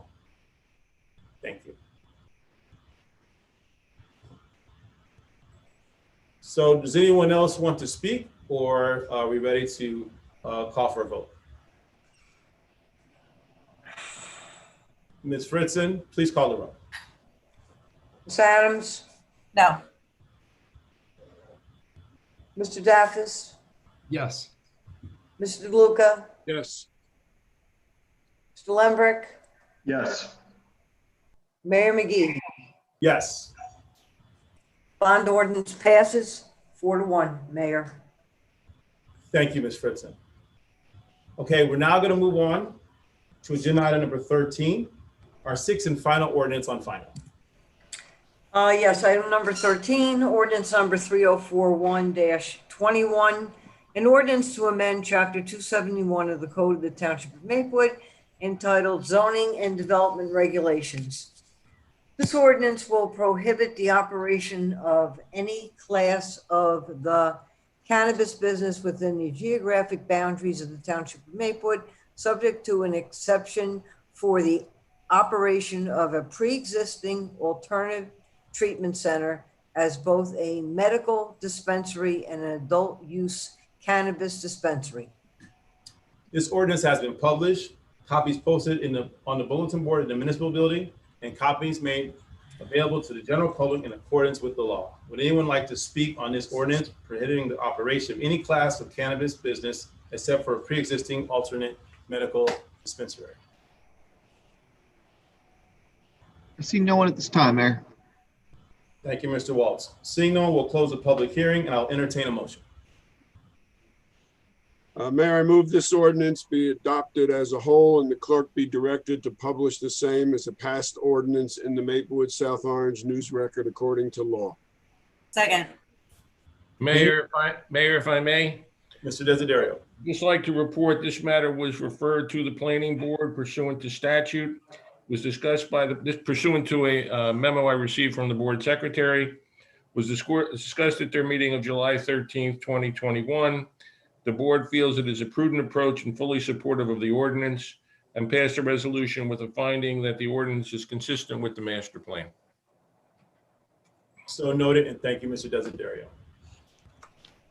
Closing discussion, Ms. Fritzen, please call the roll. Oh, wait, can I say something before we close the discussion? Yeah, discussion is still open, Ms. Adams.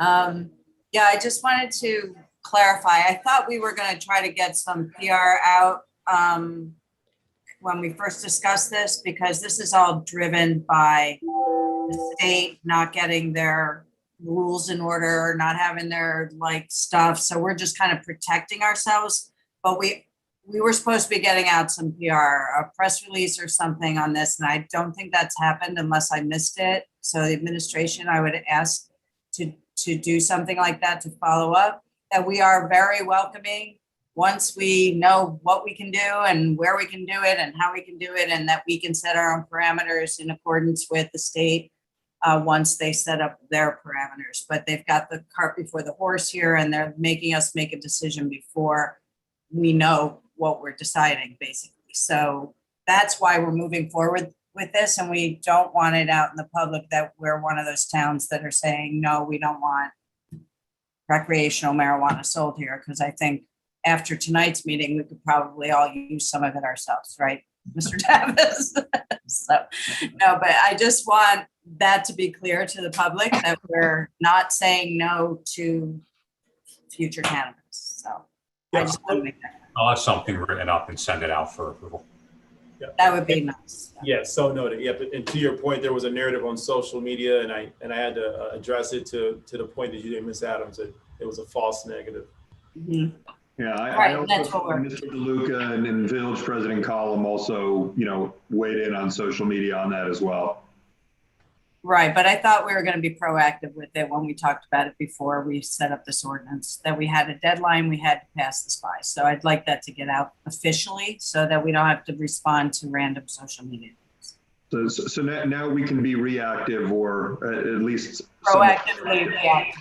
Yeah. Reactively proactive, whatever. We'll enhance the narrative. Ms. Fritzen, please call the roll.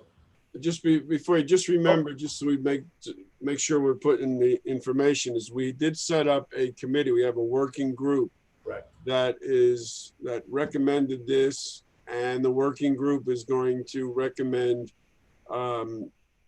changes in the ordinance based on whatever gets put out by the state. Yep.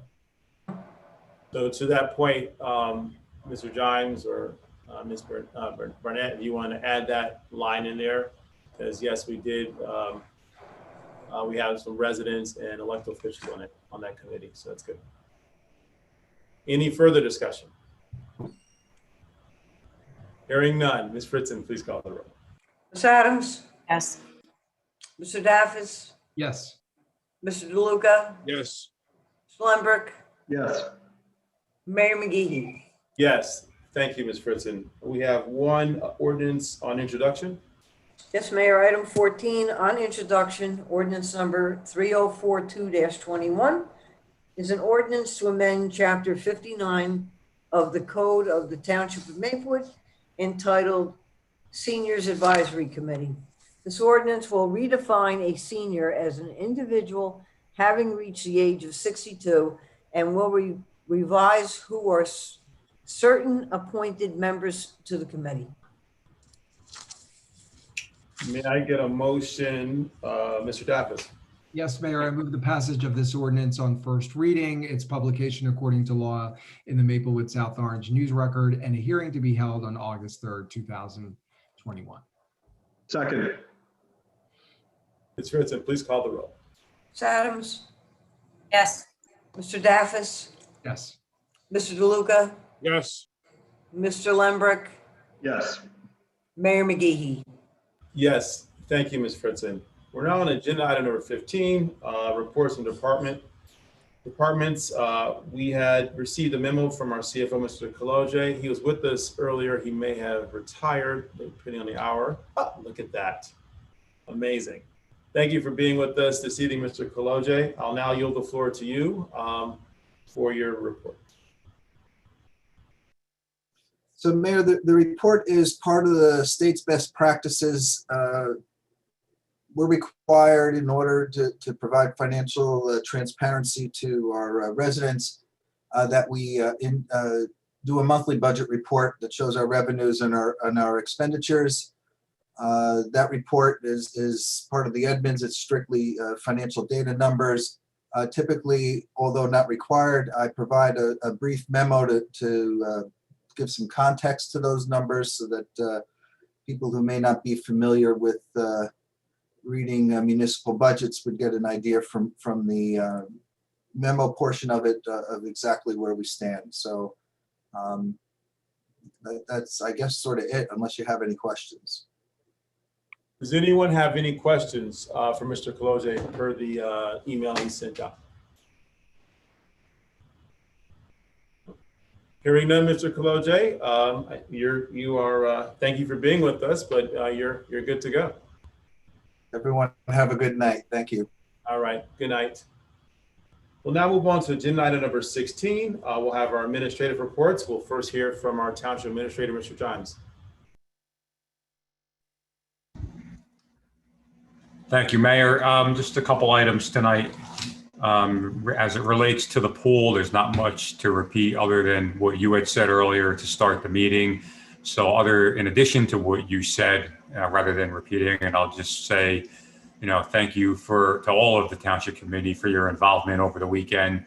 I know it was certainly, a hectic weekend, but you were all heavily involved, with myself, from the minute this happened, and I appreciate your assistance and guidance in the situation. For as much as we all were in contact over the weekend, you can probably double that. And I was in contact with, staff such as the contractor on site and the director of recreation throughout the day on a regular basis and well into the night. So everybody, worked together to help solve that problem and communicate to the public with the information as it came along. So beyond that, again, it doesn't bear repeating what the mayor said earlier. As you know, since the last meeting, we had an incident at the police department. A contractor was doing some work on the generator and drilled into a live wire. It caused a minor explosion in the police department that was very serious. Fortunately, nobody was injured who was working, including some of our staff who was up there assisting the contractor. The chief was on it, from the second it happened. His staff was on it. But the result of this, as mentioned in our Public Safety Committee meeting, was that the entire police department was essentially down. There were no phones, there were no emails, there were no servers, there were no computers, and there was no 911. 911 was being routed through South Orange, so the township was never in any danger. We were able to respond to emergency calls. Recovery work has been ongoing and is still ongoing. It has cost a significant amount of money for us in terms of equipment, contractors, and overtime costs for staff and police officers. I spoke to our risk manager shortly after this occurred and was assured, and of course, based on my experience, not surprisingly, all of this is a covered event, which will be reimbursed by our joint insurance fund and our insurance company. So while we will be out some initial money because we're paying these things up front, it is all reimbursable. And our insurance company will deal with the subrogation to the other insurance company who caused the problem, and that process will go on, behind the scenes. The community fridge, it's still going on. I was advised earlier that there was a connection change. The initial thought was that the electric could come from the manhole, but now it needs to come from the utility pole. So DPW is going to be in the process of carving that out and installing the conduit, which I was assured would be done by early next week. Several projects that are still ongoing that I've mentioned the last couple of meetings. I won't go into much detail, but the food composting project is going on, the pilot. Been working with the committee and Deputy Mayor Daffis on that. Police department vehicles are still ongoing, as is the website, new website and agenda management system. We continue to work on that out of my office. And finally, I just want to draw your attention to consent agenda item 9, resolution 227-21. On the agenda, it says resolution in support of applying for a neighborhood preservation grant. However, if you go to the actual agenda item, it says resolution to approve submittal of a DOT grant for sidewalks on Burnett and Baker. So there was some confusion there. Both of those grants are necessary. So resolution 227-21 tonight would be correct in that you would be voting to approve a DOT grant being received from the Safe Routes to School program to fix the sidewalks on Baker and Burnett. However, as a result of that mix-up, we're going to have to add another agenda item to authorize the submission of the neighborhood preservation grant, which is a 5-year grant at $125,000 a year, a resolution of which, when it comes to that point, I'll read into the record. So you have all the information, but it is something that's been discussed in the past in the different subcommittees, and Mr. Palma has been wrote that grant, specifically applied for that grant and dealt with the resolution on that matter. Mr. Johns, really quick point of order. So that additional resolution, would that be then 231-21 or? Yes. Okay, noted. Thank you. Are there any questions for Mr. Johns? All right, hearing none. Thank you for your report, Mr. Johns. We'll now hear from our Township Attorney, Mr. Desiderio. I have no report, Mayor. Thank you, Mr. Desiderio. Are there any questions for Mr. Desiderio? Hearing none, we'll now move on to our Township Clerk, Ms. Fritzen. Thanks, Mayor. Just a couple of things. I just wanted to remind the Township Committee that at our next meeting, August 3rd, we'll be having 2 SID hearings regarding the 2021 budgets for both Maplewood Village Alliance and Springfield Avenue. And all the notifications were made to each and every property owner, as well as publications in the newspaper as required by the law.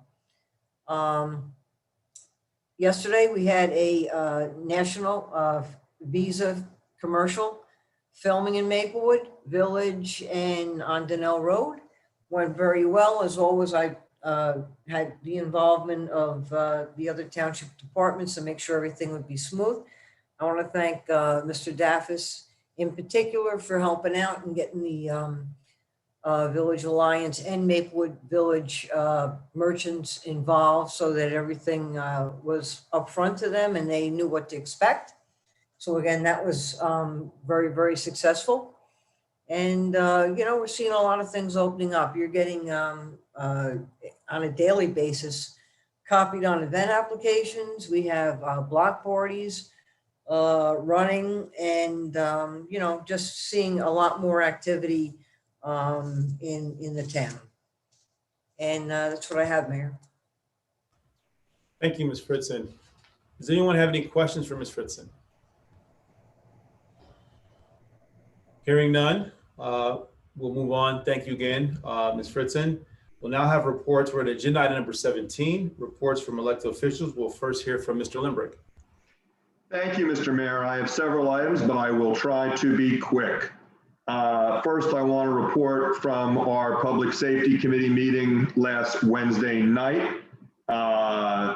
First, you know, our meeting was a little unusual because a number of our folks, including both chiefs, were reporting from the scene of a working fire. So we were having a meeting about public safety while they were addressing urgent issues of public safety. There was a fire on Valley Street here in Maplewood last Wednesday in the late afternoon, early evening hours. It was an apartment building. There was a great job done by the Maplewood Fire Department and several surrounding fire departments who provided mutual aid, including the South Orange Fire Department, who responded as part of our new agreement. They responded right away. And we were able to quickly get everyone out of there. There were a few people that had to go to the hospital with minor smoke conditions, but no significant injuries to the occupants, no injuries to fire personnel, and obviously no fatalities. So it was a great result given the severity of the fire and smoke conditions there on Valley Street. So our thanks to the Maplewood Fire Department and Maplewood Police Department and all the surrounding first responders who did a great job with that. On a similar note, I want to recognize our Maplewood Fire Captain, Joe Alvarez, who recently returned from Florida as part of New Jersey Task Force 1. Captain Alvarez went down to South Florida, where New Jersey Task Force 1 was deployed to assist with the rescue and recovery efforts after the collapse of the Surfside condo building. And Captain Alvarez was part of the elite team of first responders and rescue workers who went down to help, in the aftermath of that horrific tragedy And we're very proud of the work he did there, and even happier now to have him back home safe with us here in New Jersey. Brief report from the Public Safety Committee meeting itself. Crime through May of 2021 is down 20% this year compared to the same time period in 2020. There's a significant decrease in theft compared to last year. Overall crime stats year to date are down nearly 35%. Key training area for our police recently has included how to use the new Attorney General use of force reporting portal.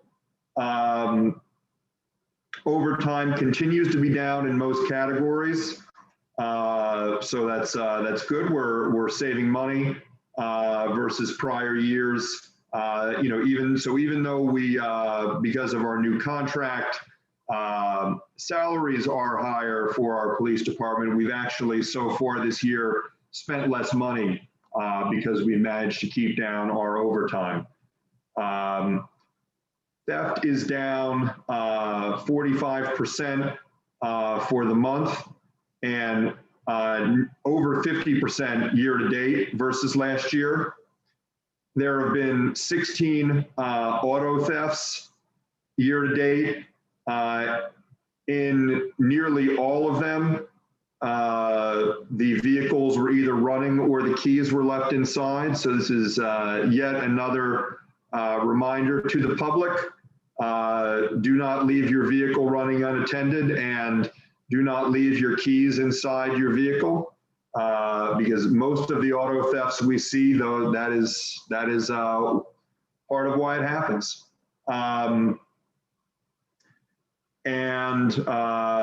I won't repeat the report from our administrator about some of the power and phone issues that we were having at police headquarters, but obviously that caused some problems. Mayor, I don't mean to steal your thunder, but I'll just mention that the fire consolidation meeting next Monday night, 6 p.m. at SOPAC. I want to strongly encourage the public to come out to that. And I hope that we'll be giving more information either this evening or over our social media and our email and other public channels to remind people about that meeting next Monday night, 6 p.m. at SOPAC. We had our promotional interviews last night for the Maplewood Fire Department to establish lists for deputy chief and captain. For the public's information, the way that the township does promotional interviews is a little different for the fire department than for the police department. For the police department, we really just do the interviews when we have a position to immediately fill, a vacancy to immediately fill. So we interview and then sort of do the promotion immediately. For the fire department, after we've had a promotional exam, we'll do even if we don't immediately have a position we're looking to fill, we'll do the interviews to create a list, and that list remains good for 2 years. So we did the interviews last night and did rankings to establish lists for deputy chief and captain. So we are, going forward when we're in a position to promote a deputy chief or captain or captains in the Maplewood Fire Department, we have those lined up. I want to now just take a few moments to congratulate particularly some young people in our community for some fabulous achievements they've had recently. I want to first single out the cast of Juliet and her Romeo. I had the opportunity to attend Friday night's performance over on Floods Hill in South Orange, and I have to say that I was absolutely blown away by the caliber of the performances, particularly of the young people. For those that didn't have a chance to see it, it was a mix of a professional adult cast and a youth cast, current and recent, current Columbia High School student and 2 recent graduates, including the daughter of our very proud mayor, playing Juliet. And it was really a sight to see and a great night to have live theater in our community outside Shakespeare in our park. You didn't need to go to Manhattan this summer to see Shakespeare in the park. So congratulations to the cast and crew and also to the proud parents. Finally, a shout out to the Maplewood Makos, the kids, their parents, and their coaches.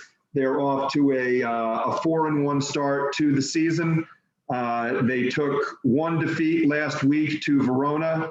They lost in the very last relay by a few points, but they avenged that defeat yesterday at home. They beat Verona by over 60 points in the rematch. So they're currently tied for the division lead, and we're very proud of the Makos and the season they're having. It's great to see after being off last year because of COVID, our kids back in the pool and having such a successful season. And Mr. Mayor, that is my report. Thank you, Mr. Limbrick. We'll now hear from Mr. DeLuca. Thank you. I have quick 4 items. First, tomorrow night at 7 p.m. over at the gazebo, the Hilton Neighborhood Association is having its 26th anniversary party, 26 years, and the Maplewood Swing Band will be playing at that time. So come on out for some music and also to celebrate Hilton Neighborhood Association 26 years. And while I'm talking about the gazebo, Friday, July 30th starts our 8th year of the Gazebo Concert Series. And we'll be going through August every Friday night from 7 to 9 p.m. Verdict is going to be there on Friday, June 30th. And they're, if you remember them, we brought them back from last year. They're really really good sound. So come on out Friday, July 30th. I did want to talk about the now newly numbered Resolution 231-21, the Neighborhood Preservation Project grant. Now that's going to be on Springfield Avenue, and it's a cooperation between the township and the Springfield Avenue Partnership. And we are working on setting up some boundaries as to where exactly it will be on the avenue. We were encouraged by the Department of Community Affairs to apply for this, and we will be pursuing that. If we're fortunate enough to get it, it's $125,000 each year for 5 years. And there's a minor match of $25,000 from the township, and some of that can be in kind. So hopefully we'll all pass 231-21 when Mr. Jimes reads it. And lastly, I just want to point out 2 additional resolutions on the consent agenda coming out of Engineering Public Works. One is 224-21. We'll be awarding our 2021 roadway improvement, about $700,000 to do streets in Maplewood, throughout Maplewood. We've been pushing to get this contract awarded earlier every year, and now we're doing it in July. So last year, I think we did it in September. So we ran into a problem with the weather. So this is much better. We want to stay on this and continue to move it. And then also the next resolution is 225-21. That's about $640,000 to do the replacement of the sewer on Boyden Avenue. We had a major problem there. If you remember, we had to increase our sewer fee to cover some of the capital improvements. This is one of them. So we'll be awarding that contract tonight. We'll see some construction. This is a major job that's on the border of Maplewood and Irvington, and will require a lot of detouring and a lot of digging. We had to move utility poles. So there's quite a bit that has to be done there. So that's all I have for this evening. Thank you. Thank you, Mr. DeLuca. We'll now hear from Committeewoman Ms. Adams. Thank you.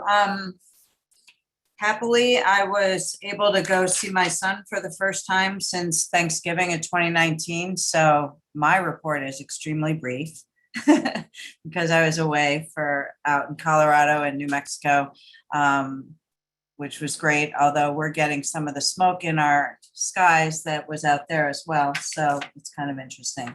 But I just put in the chat for all panelists and attendees, and I would just ask the administration to blast this out again. It's for the Rethinking Recycling and forum that we have this Thursday evening. It's the joint South Orange, Maplewood recycling, garbage, composting, trying to figure out how to do better and save money and also just do better environmentally.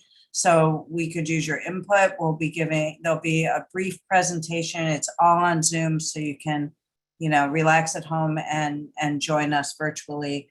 And that's at 7 o'clock, I believe. 7 p.m. And if you click on that link, you can register and you'll get everything. So that's my report, Mayor. Thank you. Thank you, Ms. Adams. We'll now hear from Mr. Daffis. Thank you, Mayor. Most of my items were covered already, but I think as the Board of Health Chair, I feel compelled to just underscore what you said earlier at the beginning of our meeting, so long ago this evening, earlier this evening, with respect to the COVID-19 statistics being on a discouraging rise recently. It's a national trend that is also reflected in New Jersey. Nearly 600 new infections were reported for the first time since a one-day spike back in May. The rate of transmission is now 1.39, the highest since November at the beginning of the second wave of the pandemic. We haven't been above 1 in quite some time. So it is really critical. While we're excited to be back out and about, and we encourage people to live fully this summer and enjoy, we also want to make sure that folks are vaccinated. We continue to do community outreach to ensure that the information is out there and the resources are available for folks. But if you are someone who is not sure, or you know of someone, we all know of someone, right?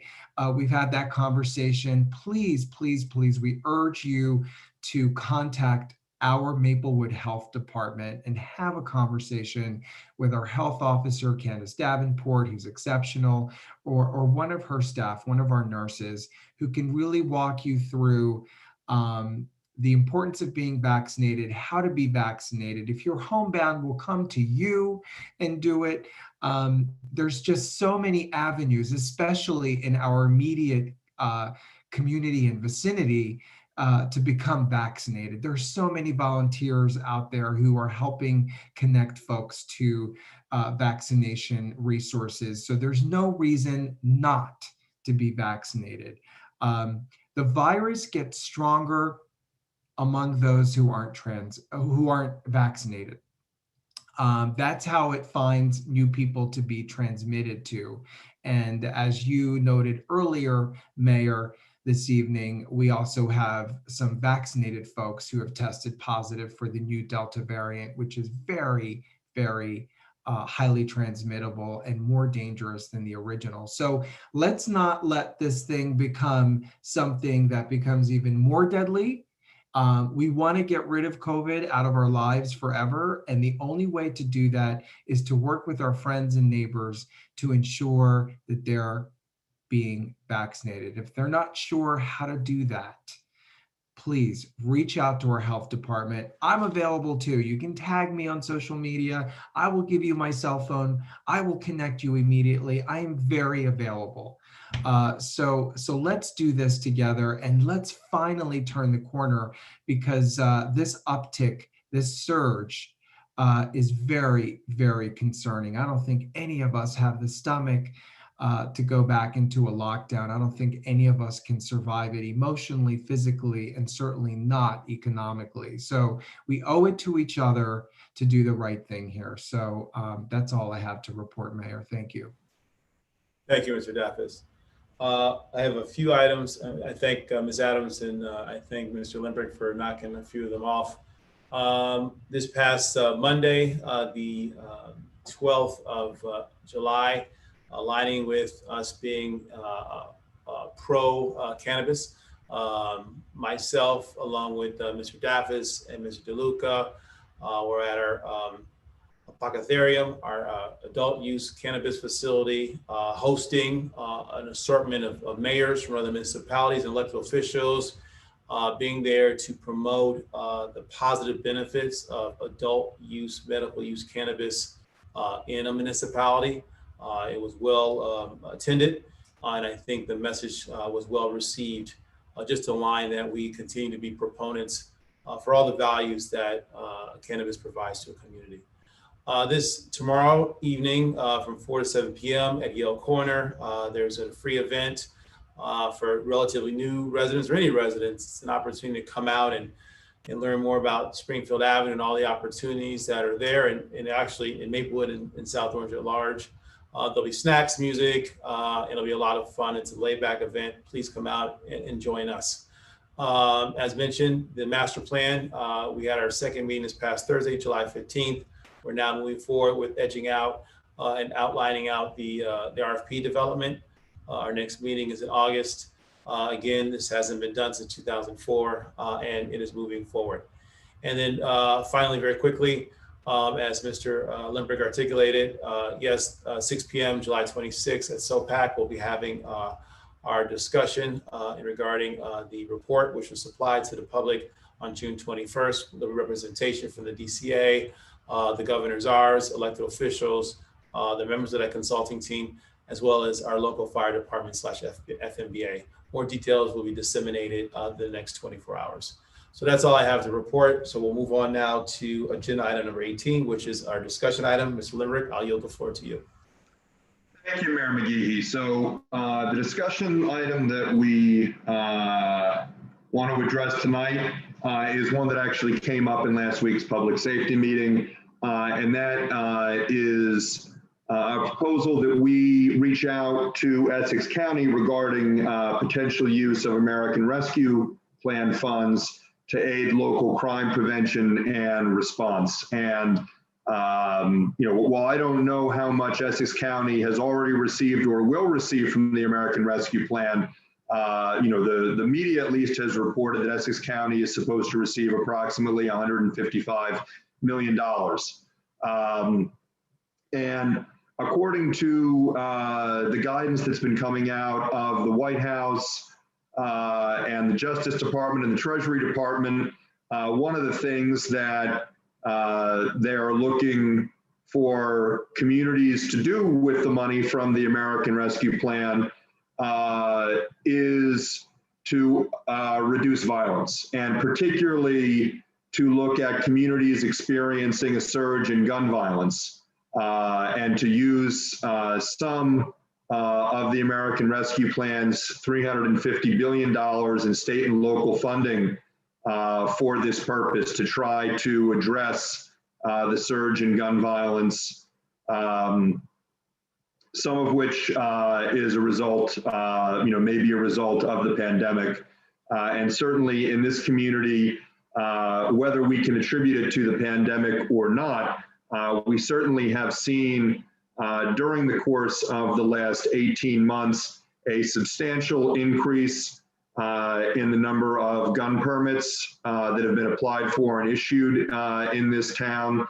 And also tragically, as the mayor referenced earlier, and I think as everyone at this meeting is all too well aware, we have seen gun violence in our community recently, including the homicide of Musa Fofana, the recent shooting on Hughes Street, and other incidents over the last year plus where firearms have been used in our community. So this is something that came up in public safety. And among the ways that the Treasury Department and the Justice Department have said that ARP funds can be used to reduce gun violence are by hiring law enforcement officials and officers by doing additional enforcement efforts and collaborating on efforts to identify and address gun trafficking channels, and also investing in technology and equipment to allow law enforcement to more efficiently and effectively respond to gun violence. And, you know, in particular, that last point is something that the public raised and that our chief responded to as something that we may be interested in exploring the possibility of using some of the funds from Essex County to expand some of our public safety cameras in town and look what funding may be available. So that's something that I wanted to bring to the Township Committee.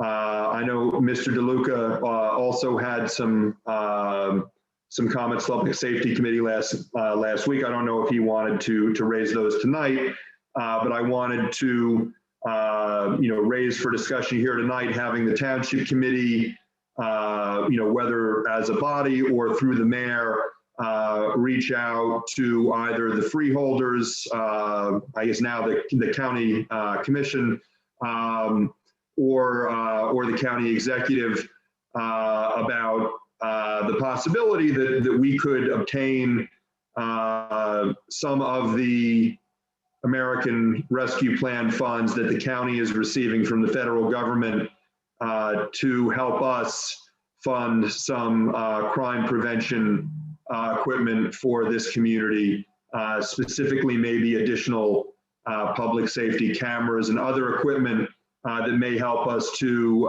address the increase in gun violence that our community has experienced. Mr. Lemberg, if you're making that as a motion, I'll second it. I think, you know, we're going to have to make the request. I don't think they're putting out, the county's putting out an RFP. I think we're going to have to push this. And if we had a motion from the Township Committee requesting these funds, I think that would be the appropriate way to move forward. Okay, and Mr. DeLuca, you know, from your experience or Mr. Mayor in dealing with the county, you both have more experience than I do. Do you think the right place is to go to the county commission or go to the county executive, to go to both? Mr. DeLuca, I would say all things start and stop with Joe D. So that's where I think I'm going. So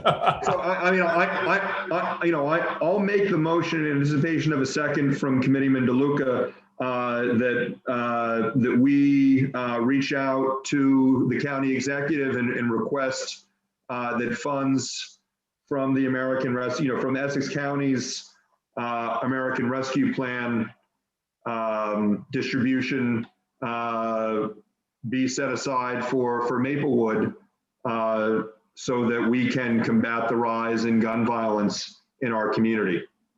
Third. So I'm not sure what we're asking for, at least with this motion, Mr. Lembrick. I mean, I guess, are we asking for access to the county's funds? But then when we ask for, which I understand, yes, we were asking for that. But then, you know, when we ask for it, don't we have to tell them what it's for? I mean, how specific does the request have to be? And I'm asking that because I think we need to engage in a discussion as a community as to what additional crime fighting measures we're going to place out there, whether it's more cameras, more surveillance, more law enforcement officers, or whatever it is that the funds apply to. So I can just, I think it should be open-ended. And I think what we should ask for is funding. And then we should say, if the funding would be available, we would want to have a conversation about what it would be funding. Because the Biden administration has allowed the American Rescue Act money to be used for crime fighting. So I think that's as far as we have to say. We have an uptick. We see these reports. We know that there are guns used in our community. And I think that should be the message to the county executive, that we're feeling an increase in some areas of crime, particularly the use of guns. and we would like to have a conversation with the county about getting some of those resources, those dollars. But before that, we want to have a community conversation about what those dollars would be used for. Right, So and I think whether that money's available. If he says, "Nah, we got our other plans for it," then we don't need to have a community conversation. But if he says, "Well, maybe we can make $100,000 or $50,000 available to you," then we ought to have a community conversation. Yeah, I'd like to sort of put in our request and, sort of get our marker in, so that they know we're, so that in the meantime, they don't sort of give it away to other people or make their own plans. Because I know that we want to address gun violence in this community, and I don't necessarily know how we want to do that yet, whether it's through additional cameras or other means. But the level of gun violence in this country and most recently in this community is unacceptable to me. And I don't think I'm speaking out of turn to say that most of you, if not all of you, agree with me. How we go about addressing that, I'm not sure. And how much money we're going to need, I don't know. But, if this money is available, I think that, I'd rather have it available, and I'd rather put in a request for it than wait and not have it available. Agreed. I think, it's most prudent to go after this money. We want to get some money through the state and the AG for the buyback gun program. We want this money to get whatever enhancements we make. But if we don't go to the table, it's likely that the county will just allocate to other municipalities or just to themselves. So we just go ahead and put our hand up. And I think, unfortunately, like with the post over my shoulder, we have more visibility in our town than we've ever had before related to gun violence. So we should do it now. We have that time. So moved and seconded. Yep. Any further discussion? Ms. Fritzen, please call the roll. Adams? Yes. Mr. Daffis? Yes. Mr. DeLuca? Yes. Mr. Lembrick? Yes. Mayor McGehee? Yes. Thank you, Ms. Fritzen, and thank you, Mr. Lembrick. Thank you. And Mr. Mayor, what's the next step on this? Will you take the lead, or will Mr. Jimes take the lead in terms of how we're going to do the outreach to Mr. DiVincenzo? Yep. So what we'll need to do is draft the resolution, and I can work with Mr. Jimes, Mr. Desiderio. We'll put something quickly together. I'll reach out to him directly and start that conversation, and then in unison, I'll have the resolution, or have the resolution right after the conversation. But I'll reach out to him in the next couple of days. I don't want to wait because the money could dissipate.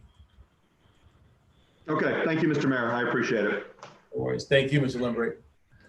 We'll now move on to agenda item number 19, our consent agenda. I will entertain an accurate motion. Well, and now you've put pressure on me, Mr. Mayor. I think I'm moving items number 1 through 13 on the consent agenda, which includes resolutions 219-21 through 230-21 and approving the closed session minutes from July 6th. Yeah, and Mr. Jimes is going to add one to that, I think. Correct. And that will be item 14, which is resolution 231-21. That's correct. I'm moving that too. Is there a second? Second. Ms. Fritzen, please call the roll. Ms. Adams? Yes. Mr. Daffis? Yes. Mr. DeLuca? He's muted. Yes. Mr. Lembrick? Yes. Mayor McGehee? Yes. Thank you, Ms. Fritzen. We're now on agenda item number 20, which is our second and final public comment on any subject matter, limited to 3 minutes. We now open the floor. Okay, good evening again, Mayor and Township Committee. We will now begin the second public comment portion of the meeting on any subject matter. If you would like to address the Township Committee, please use the raise your hand function. We will transfer you over to a panelist and we'll allow you 3 minutes to speak. Would anybody like to address the Township Committee? Okay, Mayor. First up, we have David Humer. You have 3 minutes. You are muted, Mr. Humer. since I brought up Chiswick Field, and I appreciate Mr. DeLuca's comments on the feasibility of turfing Chiswick. I'm more optimistic than Mr. DeLuca is, and I want to bring to the committee's attention that in June, the Township of Bloomfield had a ribbon cutting for Lions Gate Park. Among the attendees was the New Jersey DEP Commissioner. Among the components of the park are a multi-use artificial turf field and the creation of 4 acres of wetlands. So I don't know whether this indicates a sea change on DEP's willingness to allow artificial turf in wetlands, but I would like you to consider it given the feasibility of Chiswick in other regard. Thank you. Thank you, Mr. Humer. Mayor, I see no one else at this time. Oh, we just had a hand raise. I apologize. Heather Saslovsky, we'll convert you to a panelist and we'll allow you 3 minutes.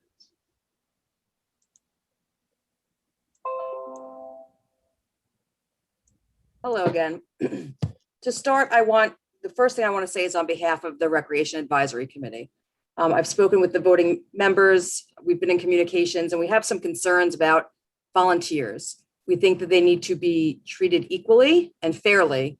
Some of the volunteers that you appointed tonight applied many months ago and spent months without even a response. 2 people who applied weren't responded to at all. They did not know tonight that other people were appointed. And I spoke to them tonight after that appointment was made. They hadn't even received a thank you for applying. Sorry, we gave it to somebody else. Some people were asked to come meet with the committee, even though we have no role in this, and we weren't asked our position after they met with us. And at least one person that you appointed was never even asked to come meet with us. The disparate treatment is concerning to us as a committee and as volunteers, and we think that you need to enact some sort of protocol for how you do this, because some people shouldn't wait a week while others wait 6 or more months to be appointed or get a response. And some people shouldn't be invited to meet with the committee and others are not, I mean. Separately, I do have some concerns as just myself that surveillance is not prevention. And I think we need a real gun violence prevention policy in this town. I was at that public safety meeting. I know how this was initially raised, and it was raised as surveillance. I don't have a problem with getting money from the county, of course. I think all citizens would like that.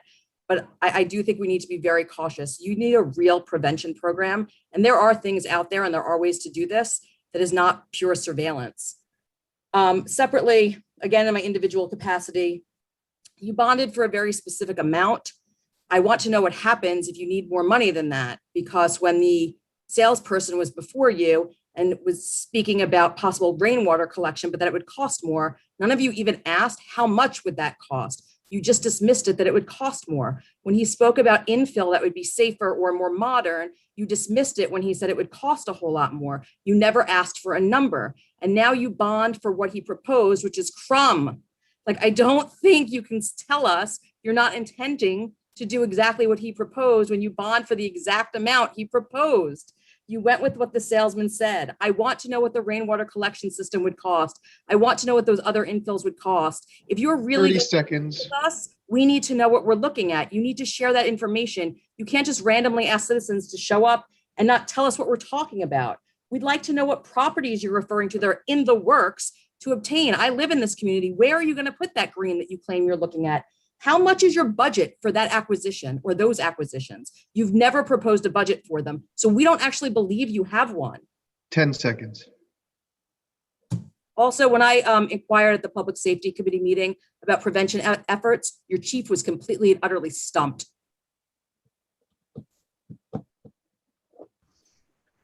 Thank you, Mrs. Leskowski. Okay, Mayor, next up we have Bert Morris. We will convert you to a panelist and allow you 3 minutes.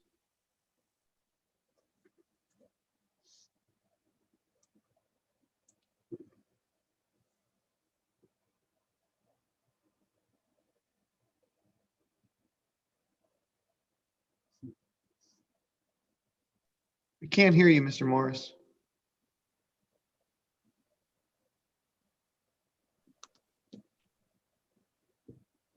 Oh, okay, I'm sorry. Okay. I just want to say, I think it was a big mistake on the vote for the artificial turf field. I know there's much more that it's not, obviously not over yet, and well, I still wouldn't even, I think, with this favorite, if we would even like say look into just having a part of the field like with artificial turf. I don't know what ramifications like environmentally or the whole thing. As I say, still don't like it, but I would say it would be a thing if you could have an area that would be like just like soccer field. If you had that part is turf and you had it's artificial turf and you still had the rest of the field is grass. I don't know, like say how viable it is. I would say at least like say look into it, but I'm still not in favor of it, and that's all I got to say. Thank you, Mr. Morris. You're welcome. Okay, Mayor, I see no other hands at this time. Thank you. Seeing none, we'll close public comment. I'm ready to entertain a motion to adjourn. So moved. All right, all in favor? Aye. Awesome. Thank you. Good night, everyone.